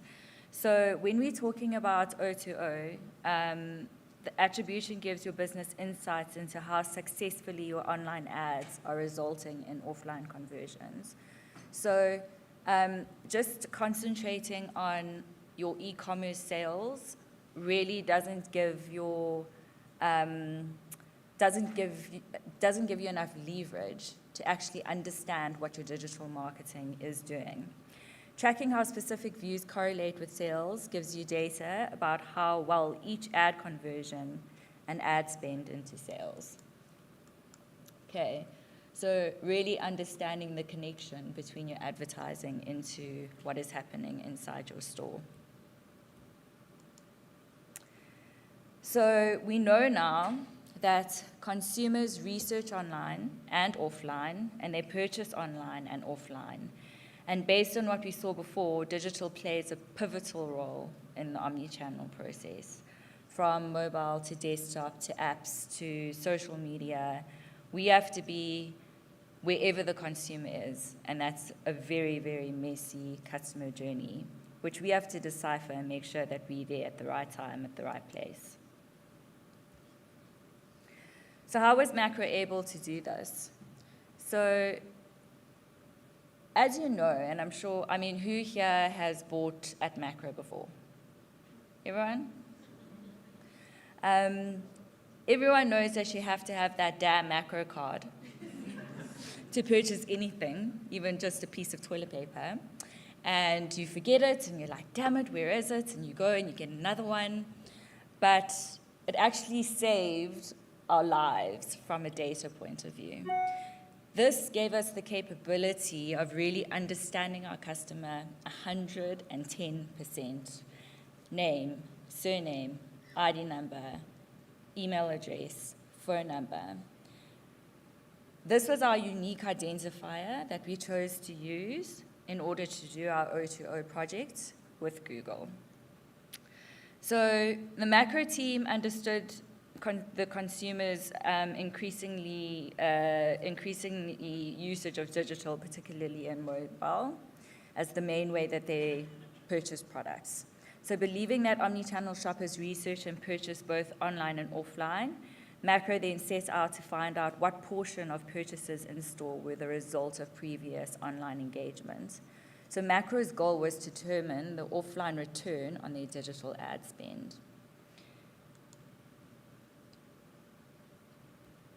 Sorry, so my notes are here. I'm also clicking, multitasking, and I'm talking at the same time, so I'm doing a little dance for you guys, yeah? So what Macro's O2O journey looked like was actually quite a long process. It probably took myself and my team and Google about 2 years to really fully integrate our offline data into our online environment. So we started at the beginning, manually uploading our offline data into our systems, which really gave us the POC to then carry on with our journey. So adopting some of the online to offline measurements, bringing sort of learning and bringing that data into our ads and using local action data. When we're looking at GAMP user ID integration, cross-channel media optimization based on omni ROAS, and then the full adoption of advanced online to offline formats was where we actually landed, which was the advanced step. So this was a while back, but for the first time in EMEA, Macro and Google built the retail holistic real-time data integration solutions, which addressed real-time import and activation of offline conversions, research of online purchases offline, and lifetime value remarketing optimizations. So the scope of the project and the infrastructure before we actually went on this adventure probably looks similar to most of the businesses out there trying to figure out what to do with their data, how best to utilize their data for the growth that they need. So it was very simple. It was CRM into our website, going into GA360, stored in BigQuery, pushing to our Google Ads, which is the norm these days, and that's how you run your paid media advertising from a Google perspective. But what we actually then landed on was this enriched ecosystem of macro within our 22 macro stores, going into our CRM, from our website into all our advertising platforms, and giving us a ROPO dashboard. So we would see a dashboard that gave us the data to see what people were researching online, going in store, and then purchasing. The weirdest thing that happened was that the key findings that we found was in the Springfield macro, the most researched product was milk, and that they purchased it in store. So that was great. We pushed milk there 100%. Milk sales went through the roof. So really looking at the timeline and the benefits of what macro actually achieved in this. I keep forgetting I have to do that, sorry. So number one, really understanding the true return on investment from our digital media. So not just looking at, oh, we made an online sale from e-commerce, that then gets our CPA down to this from our advertising spend, but holistically looking at what is coming also in from the offline world. We then optimize campaigns that drive the most total value, not just online value, and improve your online targeting with offline intelligence. So as some people and most people have mentioned now, customer journeys aren't linear. They are, to our dismay, super messy, and we have to understand that messiness in order to increase growth. So this is what it looked like originally when we first launched our ROPO dashboard. And the insights that we gained is that we revealed the contribution of our Google Ads was 15 times higher when offline purchases were included into the data.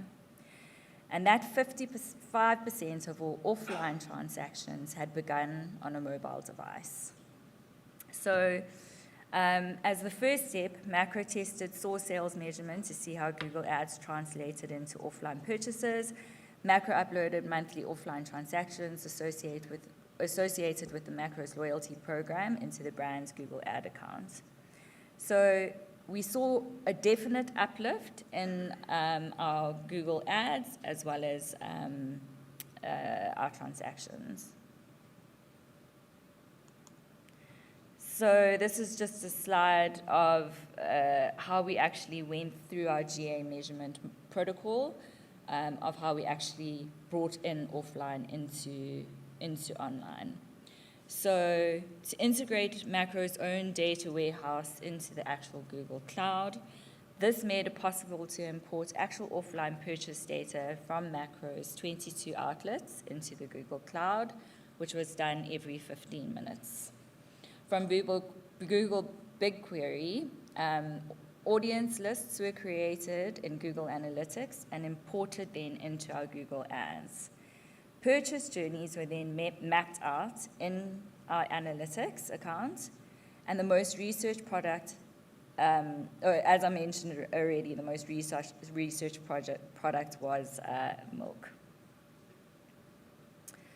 So if you're looking at this diagram, our sweet spot was in the middle, which is a logged-in loyalty card customer. So a customer would come to the Macro e-commerce website, they would log in with their unique Macro card number, and that is how we actually matched that as the unique identifier to the people of what they were doing in store versus what they were doing online. So the omni-channel information based solely on the core, where both circles overlap, this is the sweet spot, and this is likely to be your most engaged customer. So all the decisions that we arrived on or did from an advertising perspective was based on that middle segment.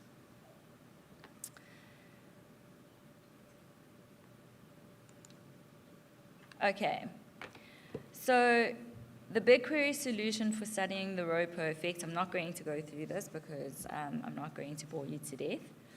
But omni-channel optimizations on the Google campaign increased conversion rates by 6%, and impression shares on target categories grew twofold.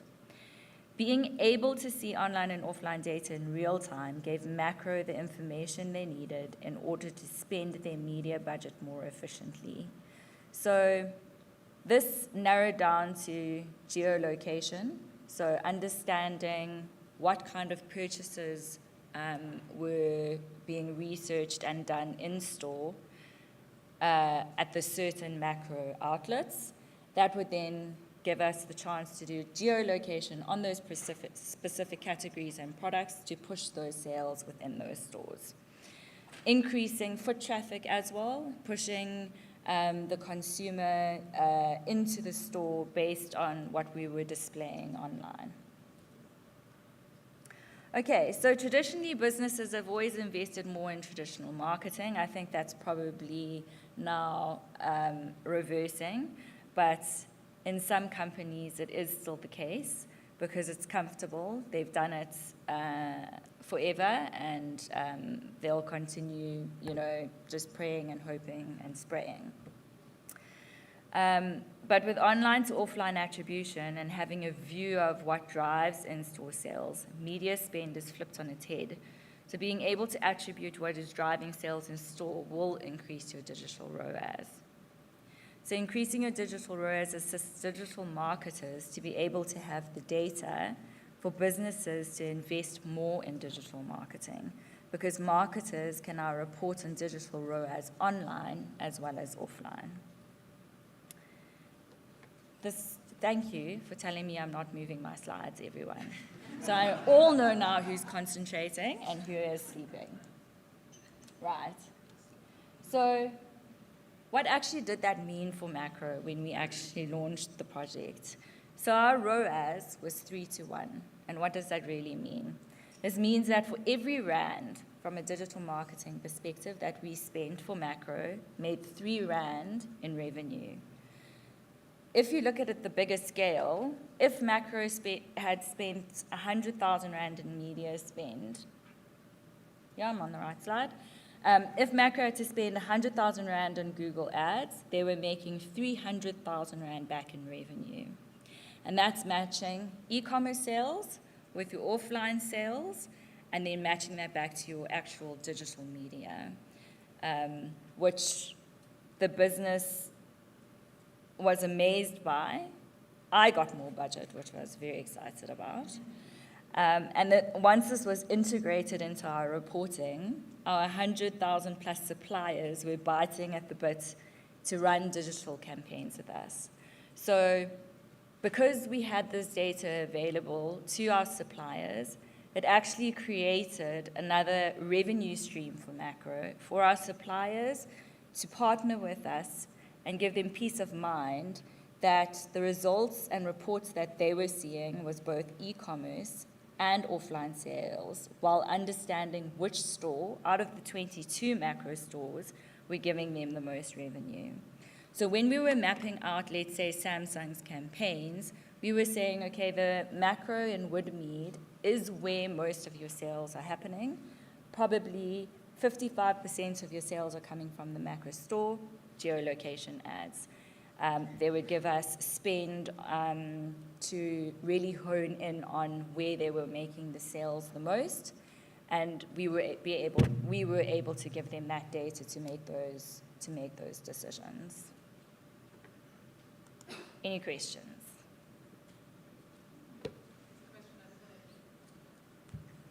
Don't make them hard. Oh no, she's got a serious face. Thank you so much. Very, very interesting journey. I actually have two questions for you. The first is, so is loyalty the silver bullet in terms of being able to attribute? And the second is a more technical question around Google. We've found that Google attributes the total basket to any click from online, from Google itself. So in terms of your ROAS and your attribution numbers, are you attributing at a product level, or is that attribution at a basket level? Okay, so to your first question, sorry, wait, repeat your first question? So I wanted to know, is loyalty the silver bullet in terms of being able to attribute online or So to offline? be able to attribute and to do online to offline, you have to understand your customer and have the customer data.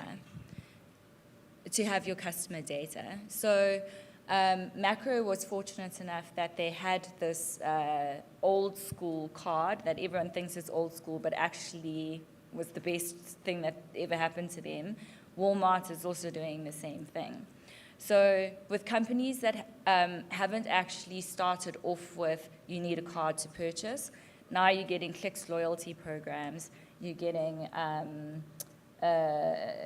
TFG, cards, and I'm always interested to know what they do with that customer data. Yes, you get R5 back, and the clicks person at the till goes, "You've got 25 Rand, would you like to use it?" And I'm like, "Yes," but I know they're not using that data because I get absolutely no marketing from that or any personalization from it. So yes, loyalty is a big key for brick and mortar and e-commerce. Second question is, it was at product level. So have you gone on a journey with Google that they've attributed basket level? So they've actually attributed at a basket level. Okay, so when we did it with them, our reports were at, it was tiered. So it was at category level, then it was at basket level, and then at product level. And then we would be able to actually ascertain what we would need to do with that data. If you're having issues with that, and they've said that it's not possible, I partnered with Lena, I think she's still there, and maybe have a chat with her and see how she can assist you. Cool.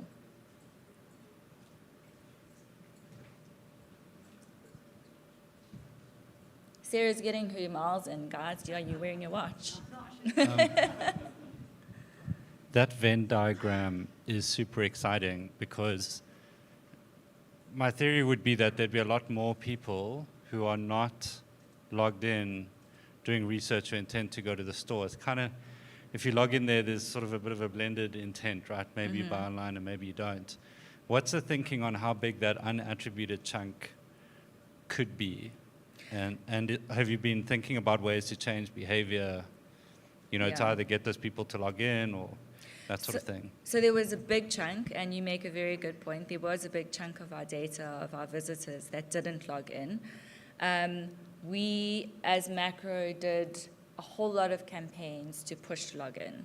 So whether that was competitions or self-service or, through our WhatsApp bot, we really drove different campaigns for people to log in because you only had to log in once. Once you were logged in, and we had your information. So it was one of our projects at the time when I was there to increase logins, and it was up to the marketing team to come up with these innovative ideas of how to force people to log in. Any other questions?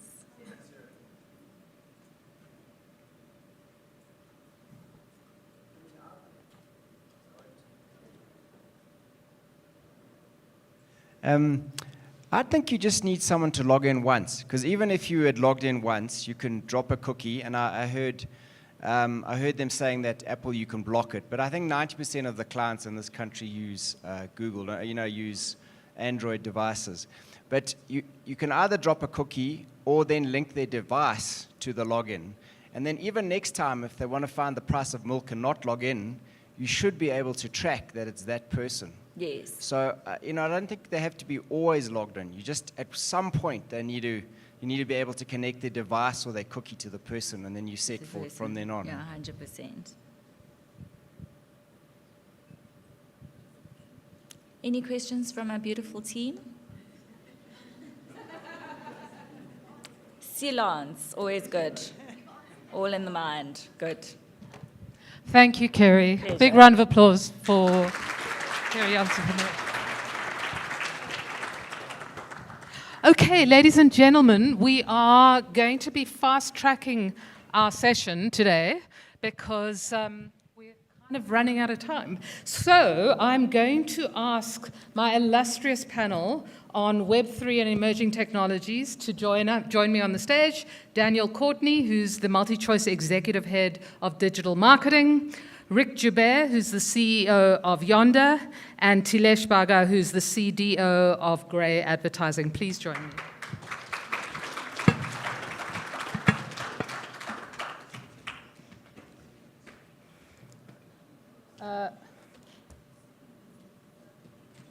Wrong deck. Okay, is that yours? Yeah, it is. Okay. Alrighty. Okay, so we were going to kick off with me presenting, but it's clear we're not going to do that. We're going to ask Tilesh to kick off with a presentation on this amazing tool, and I'm not going to tell you any more than that, other than he's going to score some points. Again, Vince is going to score him down because it is AI, but a lot more. So Tilesh Bhaga from Grey Advertising, please tell us about Gugu. Hi, everyone. I didn't know I'm going to be first, so this is kind of nerve-wracking, but anyways. So I'm going to be talking about approaching the ever-changing world of emerging tech. This is coming from an agency perspective, so please don't hold me to it with media and everyone else. I'm more of a nerd, so this is kind of outside of my comfort zone, so please bear with me. Okay, so a little bit of a humble brag, less humble, more brag. In the last year, we've actually done really well in our digital rankings. This is according to Lurie's and Creative Circle, of course. But this didn't happen very easily. It was quite a struggle to move from traditional agency to a digital agency. And a lot of that work started, obviously, at home. The little picture at the bottom you might recognize for something that's happening here today. That was from our friends at Yonder. So we had one of our town halls in the Yonderverse to give our employees internally some experience to the metaverses. But most importantly, we had to leave room in all of our briefs for digital, which isn't really something that's natively built into our agencies. So it took some work to build in, but we had to do that, internal training. We created a bunch of mailers with tech insights every week, every month. And in our town halls, I would give random updates from my nerdiness world that people don't really have insights into, but it brought about a lot of cool ideas. And we believe a lot in proactive. We have Proactive Fridays every week, and we found that just having people experiment weekly and come back and hear about the tech that's in the environment just creates better ideas and refines it faster. So I prefer fail fast, fail hard, you'll get there eventually. Nothing's happening. Oh, it was playing a video, wait. Is something happening? Yeah, on the bottom right-hand corner, that was a little NFT we gave the people who participated in our little town hall as a little POP, which I will build rewards for in the future. Cool. So one of the biggest ways to do well in the Web3 market and emerging markets is to empower your brave clients.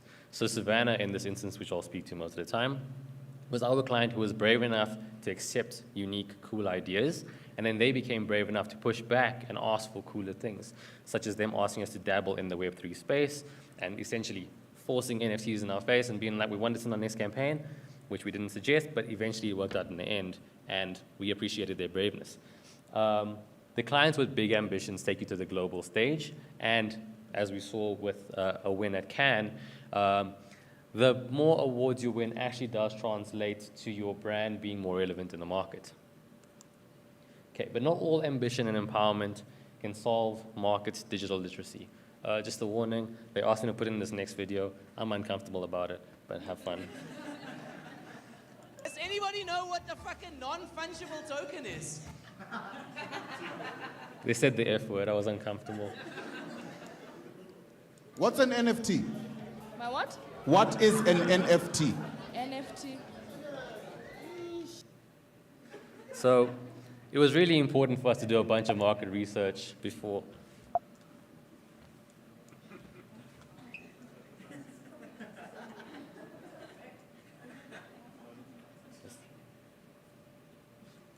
There we go. Thank you. It was important for us to do market research before we even pushed forward with the NFT campaign. So the campaign in question was for our comedy bar. So in the pandemic, we have something called virtual comedy bar that we brought out, which is with Savannah being heavily in the comedy scene and with comedians not being able to participate from their houses, we decided to team up with Comedy Central and create an online environment for people to create these shows. But last year, with everyone coming out of that environment, wanting to go back into it, and Klein wanting to jump into the NFT space, we thought, cool, firstly, let's find out how that is amongst our audience, which you saw in the previous two videos, not the best. So we went back to the ground rules of having a really incredibly naggingly detailed NFT FAQ page, but also having our comedic technologists talk to it a little bit. Awe, I'm Jason Goliath, comedian and comedic technologist. Okay, if I'm honest, it's more of a technologist. You get the gist. And I'm here to tell you what an NFT is. What the NFT, I hear you say? Great question. Listen, I've been learning so that you don't have to.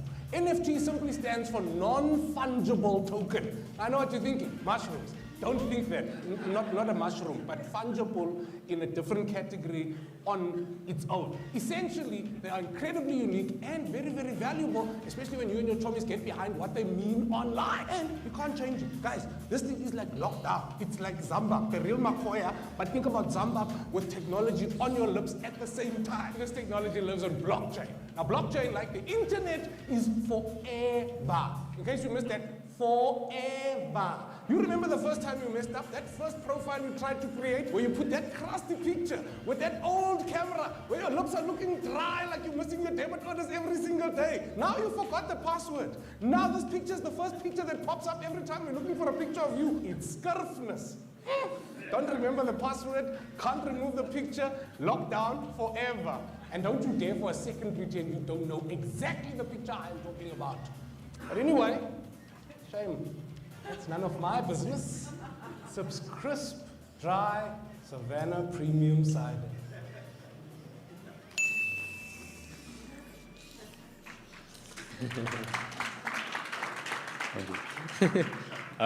So obviously we couldn't get away from the bare basics, but the best thing is to create an experience out of it. Especially when you're trying to relay something like NFTs, dumb it down, make it humorous, make it digestible, which actually has gotten better now that it's kind of hidden behind normal systems, but that's besides the point. We then got the results back, which were actually quite amazing. All of our events for the comedy scene were booked out fully. We had this thing called the Laugh-O-Meter at the event, which was actually just the mics, and myself creating an overly complicated algorithm that measured the amount of laughter at the events, and that determined how the NFT grew on the blockchain itself. From there, we had a great sentiment increase of 85% compared to 41% in general, and there was also a 125% increase on the amount of people that believe South Africa or Savannah supports our African comedy scene. That was by Ipsos. Sorry, that last one was by my digital person, the strategist. I don't understand that stuff. But as a little overview, this was just a nice way to bring the people into our NFT ecosystem. We gifted it to the people at the shows who participated, along with people on social media who used the hashtag. And now they are in our rewards ecosystem, and our next campaign already has rewards built for them if they are daring enough to burn the NFTs. All of this will cover the costs because it's all built on not Ethereum. And that's what the little NFT looked like when it went gold. Okay, so speaking of adapting, I'd like to introduce you to Gugu. This is Chakalaka Norris, and his spiciness is elite. So spicy that his voice assistant performs spiceware updates. Hey, Gugu. Yebo. How far is it from here to Emma's? Yebo, you and Zanlab, are you Elon Musk? Hey, smart somshini, ne? I think you like her. New Savannah Chill Chili, crisp and dry with hints of chili and ginger. So essentially our brief was we have this new spicy variant. Okay, let me actually, just give me a second.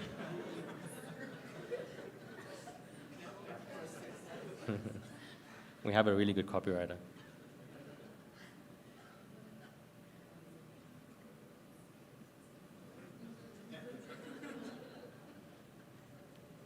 Things done. Okay, so essentially we needed to market this new flavor which had spiciness in it. And when we think about spice in our country, it's not often what we think it is. It's insulting people and dissing and all those type of things.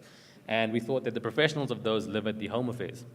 So we wanted to create Alexa, if Alexa worked at Home Affairs. And that's essentially what Google was, creating the first virtual assistant for South Africa that kind of works like the people we most recognize. The greatest thing about this is that all she did was serve you spice, no matter the questions you asked. So we tied it into actual Google AI in Dialogflow. This is before ChatGPT and the most advanced ones. It has quite a few inputs that it does understand, but for those it doesn't, we created quite comedic little touch points.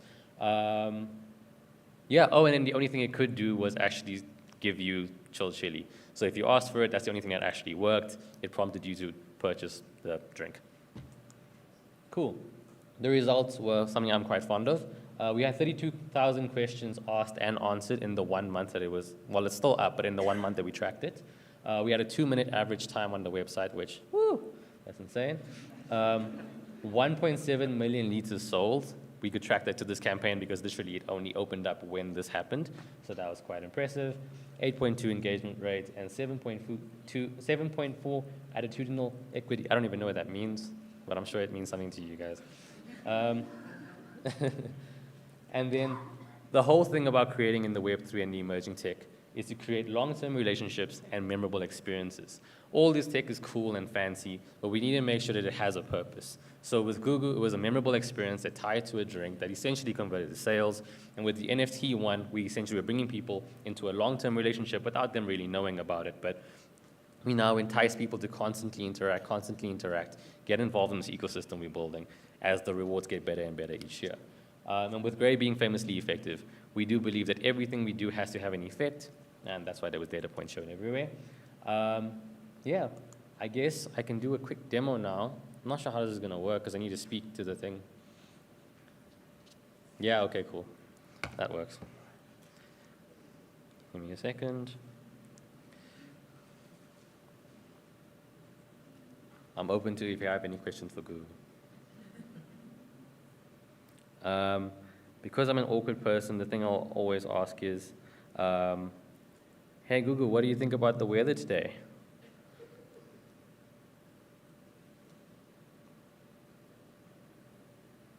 Sorry, my internet's bad.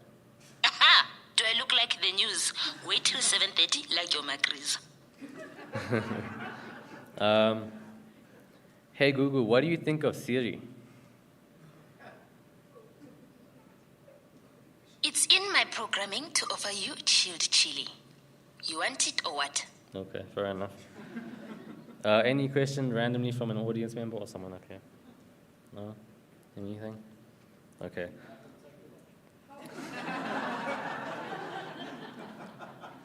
Do you buy from Take-A-Lot? I want to help you. I'm lying. One of those things are true. Cool. Yeah. So thank you so much. If you want to play around, you can just scan the QR code.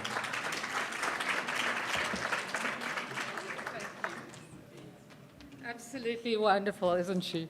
So thank you, Tilesh, for sharing that case study with us. So Daniel was meant to speak next, but I got a late night help call, so I'm going to really. I actually asked him if I could do it because I've just returned.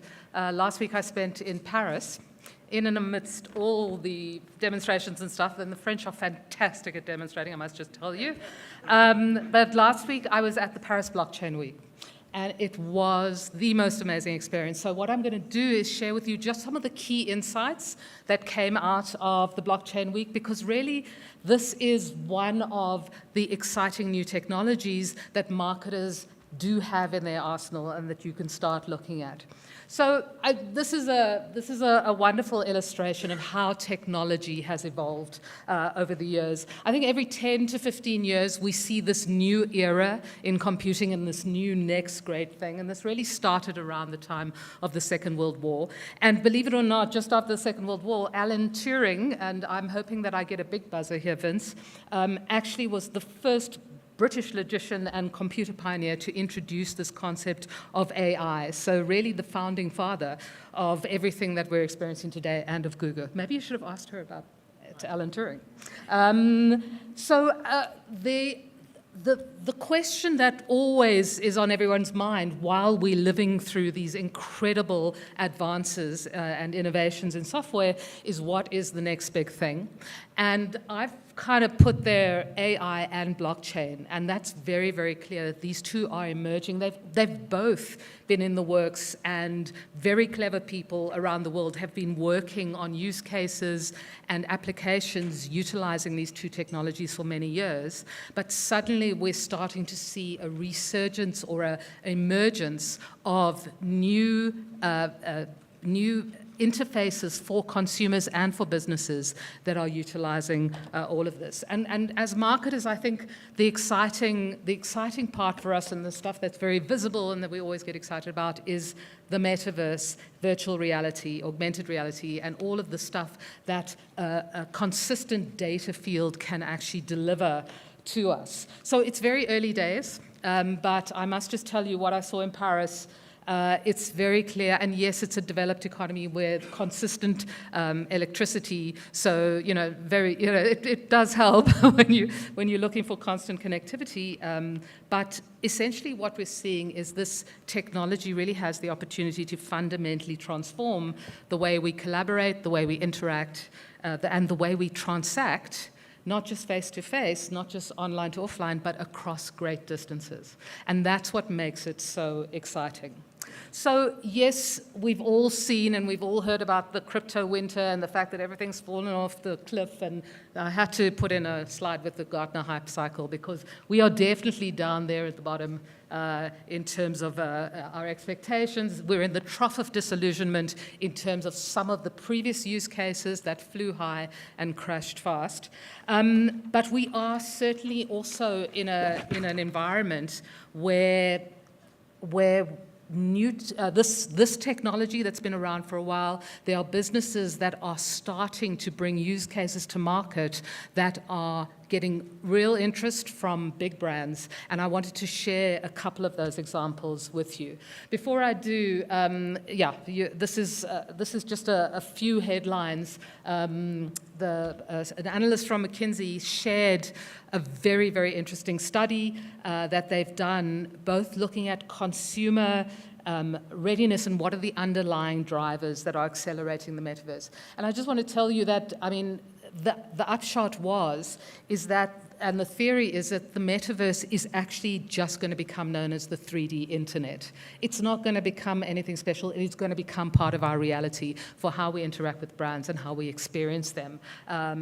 Just a couple of stats for you from McKinsey.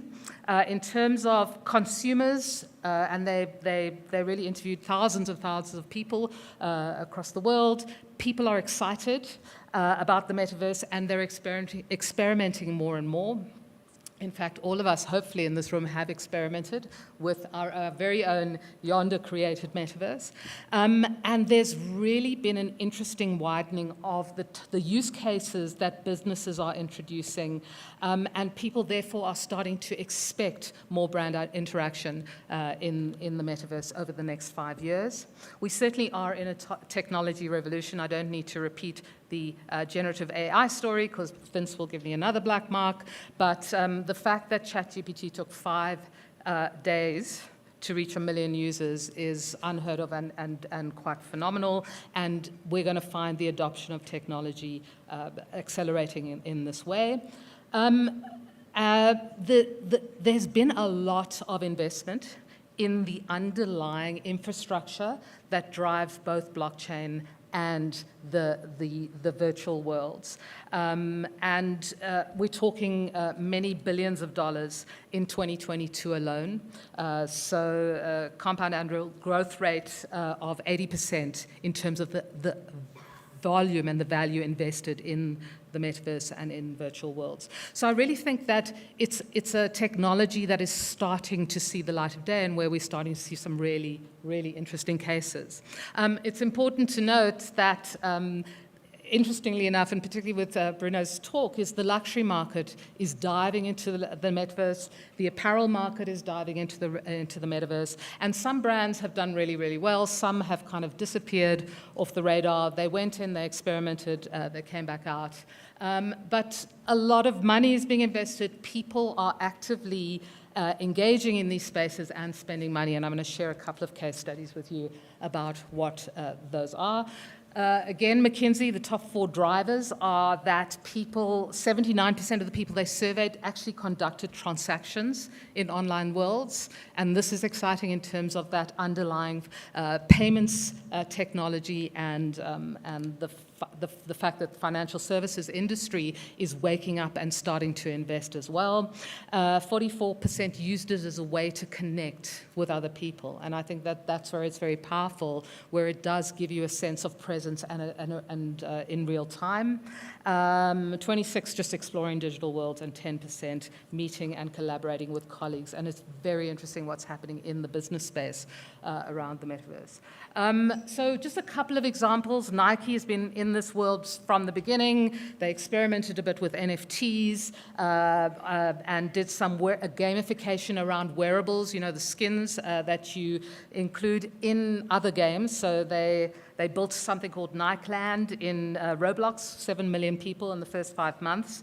And now they're starting to get involved with much more immersive activities. They bought RTFKT, which is a creative shop that has been working in the NFT space for ages, and it really has helped position them as an innovator, a brand innovator in this space.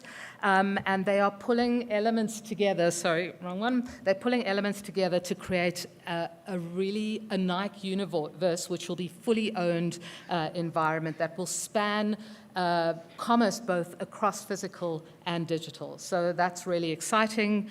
Starbucks are leveraging their 25 million strong loyalty program into the metaverse. They are utilizing NFTs and using them both to activate consumers in their app, so it's like an app within an app, as well as to reward consumers with virtual goods as opposed to physical cups of coffee, which is a really, really interesting activity, and they're finding it's having a major impact on them. 53% of their total spend comes from their loyalty customers, so this is a way to actually recognize and reward their loyalty customers in a very unique and differentiated way. Oreoverse, I love this. It's the cookie. We talk about the cookie verse. They've created a lot of sort of game-type immersions for customers, featuring multiple levels, chances to win prizes. And what's nice in terms of how they've linked the real world to the virtual world, sorry, wrong slide, there we go, is that everything's printed on the package. So you literally scan a QR code on the Oreo cookie package, and that catapults you into their metaverse solution. So the next frontier, and we've been talking from different speakers today about this, the retail frontier, is creating immersive and engaging virtual showrooms. And a lot of the car brands are starting to do that. They're finding that the cost of acquisition, when you allow a user to customize the car, to actually get in and do a virtual test drive, they're getting a much higher conversion rate and much lower return rates. So they are loving it.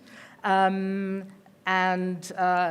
think I didn't actually at all. BMW is doing something really interesting. They've created something called a future factory, where they've created a digital twin of their factory. So their manufacturing has a digital metaverse twin, where they are letting their people from all over the world collaborate and innovate in terms of R&D, as well as create showrooming to customers on the other side. But it really does give an incredible runway for businesses who are looking, particularly in the traditionally B2B space, who are looking to create an exciting experience for their people and to fast-track innovation in their business. And then last, and I absolutely loved this case study, this is called the Aura Consortium.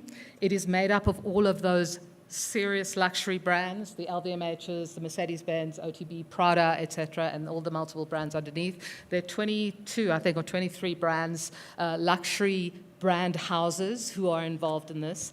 Aura is a not-for-profit consortium. They have built a specific blockchain for luxury brands, and each of those brands are leveraging this shared infrastructure, shared costs, in order to take a unique value proposition to their target audience. So they're getting incredible cross-industry learning, and what's embedded in this, particularly for a brand that, or a product that needs to have provenance associated with it, with a beautiful watch, a luxury watch, etc., or a bag, is authentication. They're tracking the manufacturing through the supply chain. People are able to see the ingredients that go into building it and track that to make sure that there's nothing untoward about those ingredients. Transfer of ownership, because there's a huge secondary market for luxury watches and other luxury brands, and that's all happening utilizing decentralized finance technology that is underpinning this. Personal relationships, building relationships with a community of fans for the particular brand and buyers, and creating a sustainable blockchain environment. So overall, oh, there we go. That was the BMW showroom. So I knew it was here somewhere. So this is really the digital twin. I love this concept of a digital twin. So you can actually evaluate the entire fabrication process has been replicated in a 3D virtual world, and BMW is using this for R&D quite extensively. So some amazing case studies, some incredible examples, and I've only touched on a few. But I think that just in summary, there are that companies are recognizing that the metaverse is the next sort of frontier in terms of finding growth opportunities and increasing sales. McKinsey estimates that the potential value of this market is $5 trillion by 2030. That's the value of commerce that will be transacted in the metaverse, according to their studies. So I'm going to now finally hand over to Dan to talk a little bit about what MultiChoice is doing and what they're seeing on the continent. So thanks. Do you want me to talk from there? All right, I mean, so much for not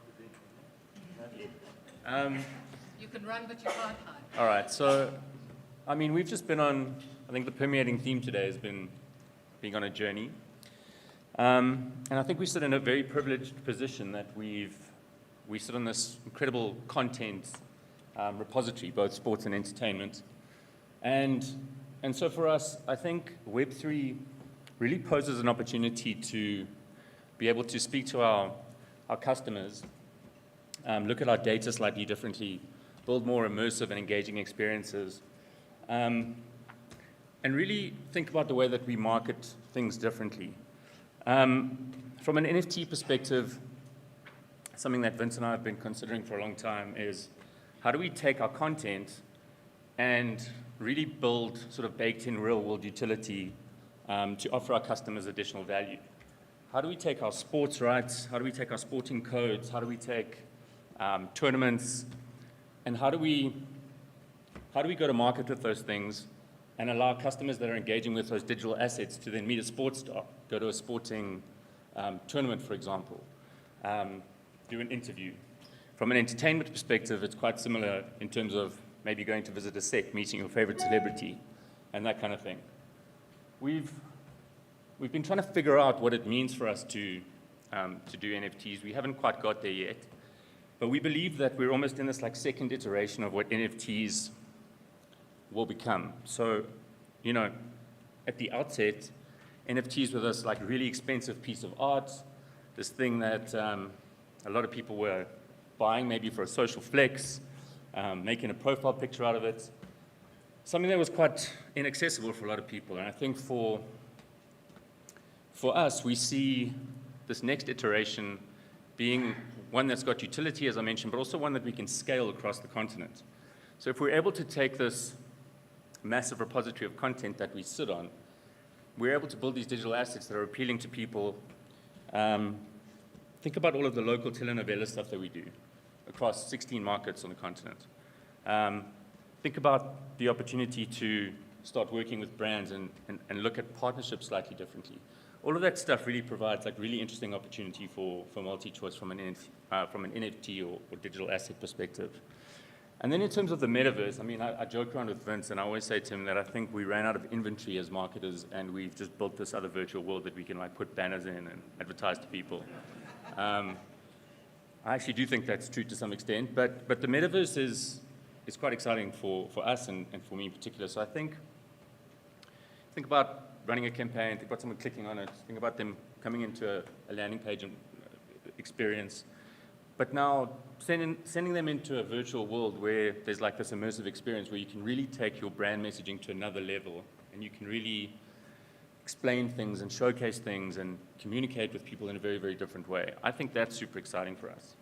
Obviously, inside of these virtual experiences, things like showcasing NFT collections that we've potentially built, meeting people from around the world, doing watch parties, launching shows. We do showcases across the entire continent, so being able to do that stuff. Those things are really, really exciting for us. I'm probably forgetting a lot of stuff because I actually didn't think I was going to be standing up here. I thought I'd be answering questions. But yeah, I'm around if you want to talk to us about what we're thinking and that kind of thing, and we'll obviously unpack it a little bit more when we talk in a minute. Cool. Thank you so much, Dan.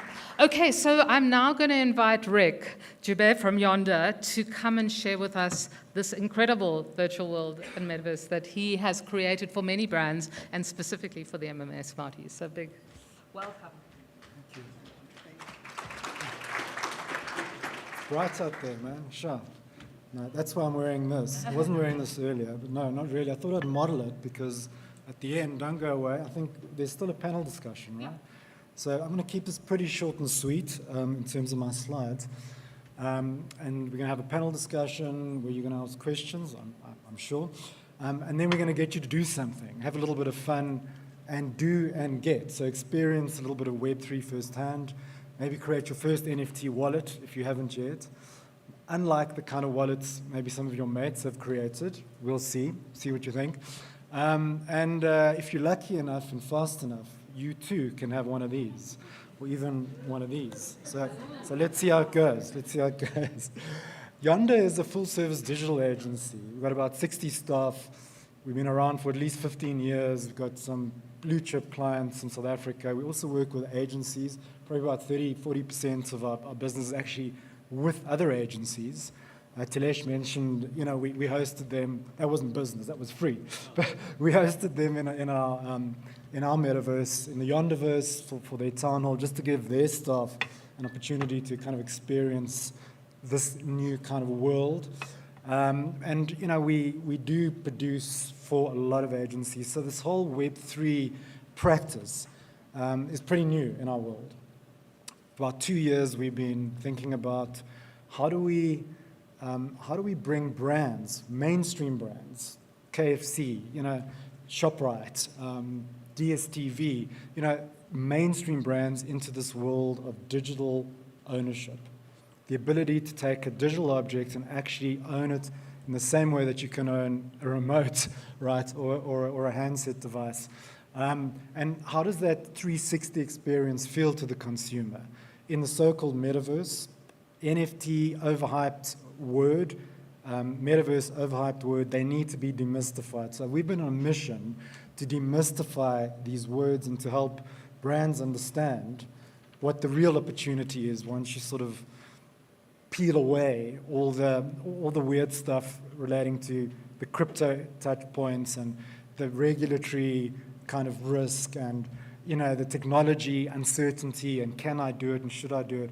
In fact, we realized about a year ago that you should never use the word NFT when you're talking to the consumer. And I liked, you know, I liked the Distel Savannah stuff around that too. So yeah, what I'm going to do is just show you some local and developing market world work. We've done some work in India, in Africa, and in South Africa. Louisa shared a lot of really cool global stuff. I mean, that Nike stuff is on a different level. Starbucks is also doing incredible stuff at scale, but there aren't that many examples of big brands doing that at scale yet. We are a South African business. We serve developing markets, so it's important to see what developing markets are up to and what brands in those markets are doing. So let's, well, there's autoplay. Let's just watch a little video that really just gives you a taste for some of a sample of the work we've done in the last 2 years or so. There we go. In 2021, Yonder launched its very first large-scale Web3 initiative with the KFC Golden Buckets campaign. So how's it been going since then?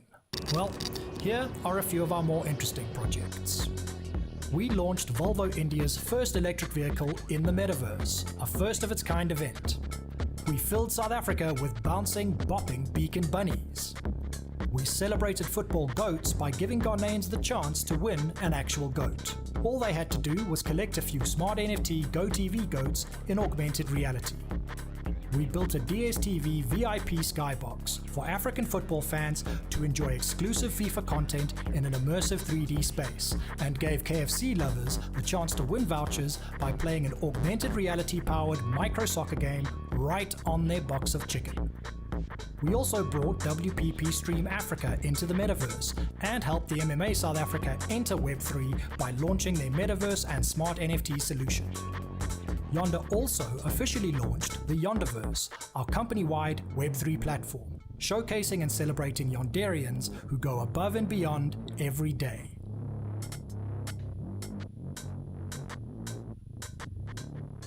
Thanks. Yeah, we're pretty proud of some of the stuff all of the stuff we've done, and that's just a sample of some of the better work. Do we still have the metaverse screen, the Smarties metaverse screen? I just love the meta idea of the live stream right now. We just put it up quickly because let's see what we see. Sorry, I didn't warn you, so this was really unfair. I just thought about it right now. If I'm right, we should have a couple of our colleagues and hopefully a few other people, because the link has been distributed, actually watching us live. And I'm very, oh, okay, I thought you left it open. Just skip the setup at the bottom. Skip the setup. Yep. Okay, you know what? Never mind. We don't have time. I thought you were still in the VIP area where we were doing the live stream. Maybe you could go back up the stairs and come back just now. Let's carry on with the talk. Okay, determined to do it. Oh, there we go. Okay, hi guys. I just thought I had to say how's it to some of my colleagues. A couple of Cape Townians, a couple of Joburgers, look very nicely dressed there. Anyway, let's go back to the slides. You know what? Never mind. By the way, circulate that link. Sarah sent an email where we're doing the live stream. Maybe you could go back up the stairs and come back just now. Sarah sent an email to everyone yesterday. If you just go, to the bottom of that email, you should see this link to the immersive site. Feel free to share it with colleagues who can't make it to the gala event tonight, or friends, so they can also experience the Smarties Gala and see who's winning in real time. By the way, what I want to do now is just talk you through the MMA case. So if you could just get those slides back up for me, please. This shouldn't take very long. Sent an email to everyone yesterday. Move forward. I don't know where that came from. That's not me. Bottom of that email, you should see this link. Okay, let's play this video.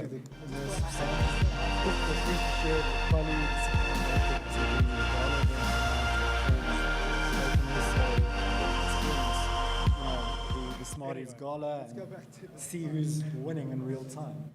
By the way, what I want to do now is just talk you through the MMA case. So if you could just get those slides back up for me, please. It shouldn't take very long. I should never have asked you to do that without preparing you. Let's just go back to the slides. There we go. Okay. So, the MMA, as you would have heard from Greg and from what Sarah was saying earlier, is really committed to a modern marketing agenda. It started life as the Mobile Marketing Association, and still is, but really the first M is really now more about modern marketing, as there is really no mobile silo to speak of. Those distinctions have disappeared. And in that spirit, to their credit, the leadership of the MMA said, why don't we bring some Web3 related activity into what we're actually doing? And we thought, well, the Smarties would be a great place to start that. Vincent mentioned in these introductory remarks, so it kind of stole a bit of my thunder there. But effectively, the idea is, instead of a single person, normally an agency representative, receiving an award at an awards event, taking it back to the office, putting it in the reception area behind a glass case, whatever. How about we do that, because it's awesome to get something physical and to show it off in your offices. But how about we also give every individual in the project team related to that win a trophy, but a digital trophy, but not just a picture, right? An ownable digital object which is scarce on a blockchain. I mean, how simple can it get? And it really is quite simple. So that was what we set out to do, and that is exactly what we did. Some of these slides look a little bit different to what I thought, but we started off with a simple gold coin NFT, which we used in the awareness phase of the Smarties launch. There was some Facebook and LinkedIn activity, etc., and some organic social activity, and all we wanted to do was get people to enter. So we actually were driving people to the landing site, the entry page. But there was a secondary call to action which says, just grab this NFT, and if you do, you can get into the Smarties Metaverse VIP area, where there's a different kind of experience. By the way, in the main area of the Smarties, if you have been Smarties Metaverse, if you have been, or if you do go, you can see all the finalist case videos, which is really, it's a really awesome way to go and look at the work that's going to be awarded tonight, just as an aside. And there you see that image in the middle is sort of a holding NFT. This is what anyone whose email address had been submitted to the MMA entry platform, the Smarties entry platform, by whoever was leading their project. As long as that person submitted your email address, you would have received an email. And you would have been invited in that email to go and claim that NFT, which serves as a placeholder. Okay? Simple as that. Tonight, if you're a bronze, silver, or gold winner, your NFT, that particular NFT in the middle, will change state, as you can see in the little animation to the right. It will change state and become either a bronze, silver, or gold NFT, which is yours to keep as your trophy. So it's pretty simple, pretty straightforward. And then the metaverse piece. These slides seem to have been reformatted quite a bit by someone, but we've seen a lot of the metaverse already. Let's just play this video, which is a more structured way to show you. I think this was recorded by one of our devs yesterday, so it's pretty up to date. A little video walkthrough of the bottom section of the space, and then going up to the VIP area, where we will be streaming the event live tonight.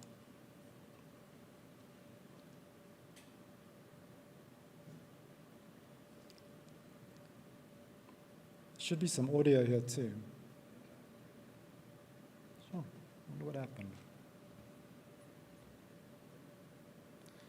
So this chap's just going to take a run through. Get notifications for all the game-changing moments. So those are the actual cases. These are all the shortlisted entry videos, which you simply walk up to a screen and it'll start playing back at you. quite a cool way to go and experience the work in a very organic fashion, and something you could actually do with your colleagues together and talk about the work all together in the same space.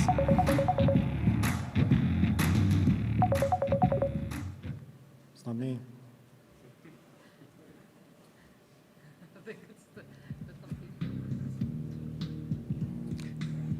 And that's the upstairs VIP bar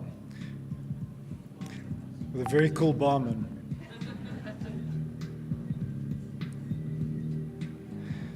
So this area has been token gated, which is another really powerful kind of aspect. You can collect tokens from the outside, NFTs, and use them to make certain areas in these immersive spaces exclusive. Only enter if you have the actual token. I think that's about it. Okay, I don't want to, no, that's for later. No one can get an unfair advantage. Thank you very much. Thanks, Rick. Thank you so much. Okay, so there's definitely, wait, there's more. Okay, so I'm very cognizant of time. Just a couple of things that really I've picked up over the time that I've been exploring these worlds, and I want to test them with you guys, is that it looks like in the marketing space specifically, marketing in this virtual world, the metaverse, tends to be very gamified. So it's around interaction, it's around humor, it's around, winning and or, getting rewarded for behavior. Have you experienced any other areas, rather than just display advertising, which as we've agreed, was really not a very sexy use case for this space? Is there anything else that is happening in the space that you're aware of?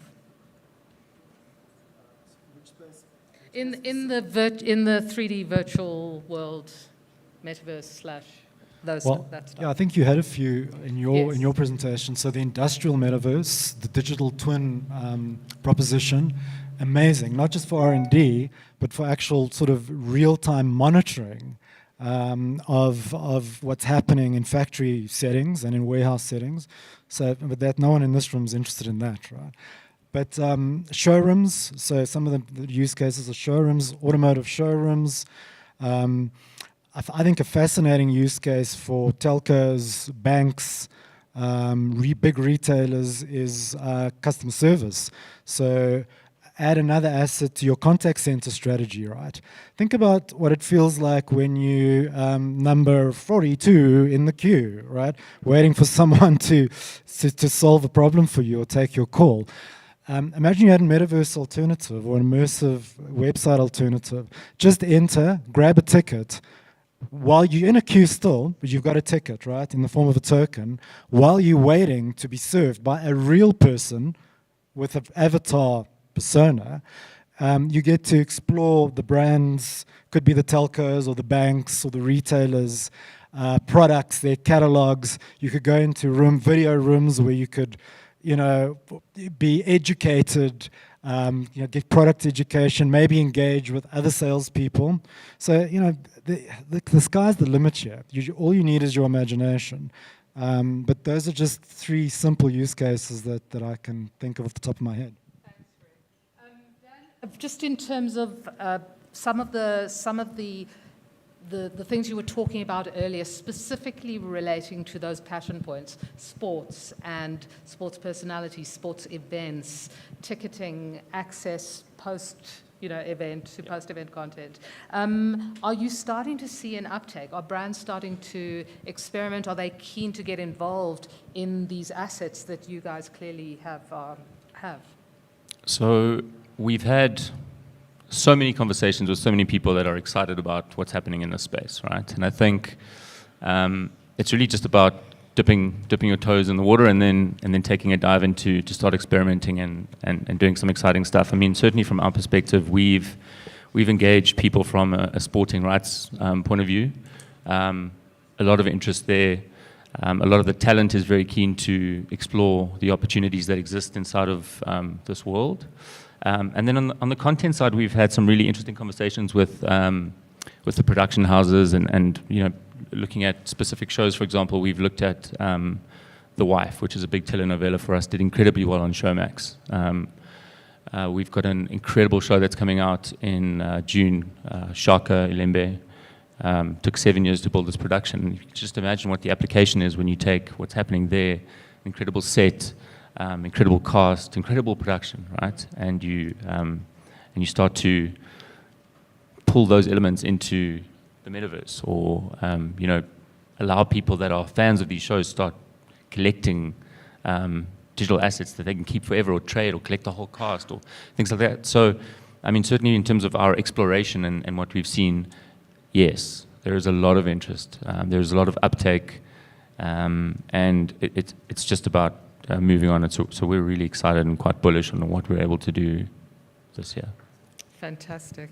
Tilesh, I think that you really hit the nail on the head in terms of taking what could be a very complex topic for a lot of people and using humor to make it more accessible. Give me an insight into what was the underlying rationale behind the humorous approach, and we saw the results, so the impact was enormous.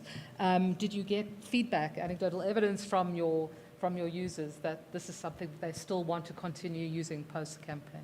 Yes, I mean, to start off with the humor answer, when people talk about NFTs and think about NFTs in general, there's just, we unfortunately got into NFTs when NFTs got popular when we were kind of already building the car.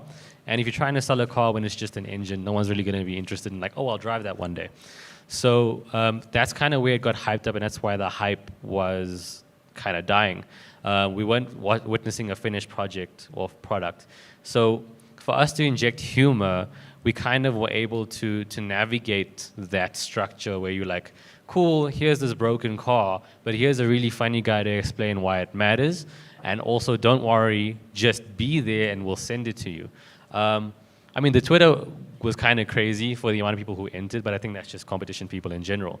But we can't really see the interest for the NFT in phase 1. That's where hopefully phase 2 will pull through, where that's where we show the value for the NFT. Because I think anyone who tries to claim that there's a value to the NFT the moment you get it, that's a lie. Value to an NFT is inherent to what it gives you. So with us building it into our next campaign, whatever reward is associated with that NFT is naturally its inherent value. So our experiment is coming actually on Monday, and throughout the month of April, we'll actually be able to test to see how hungry our audience is to play with digital collectibles, not NFTs anymore, because it has a bad word.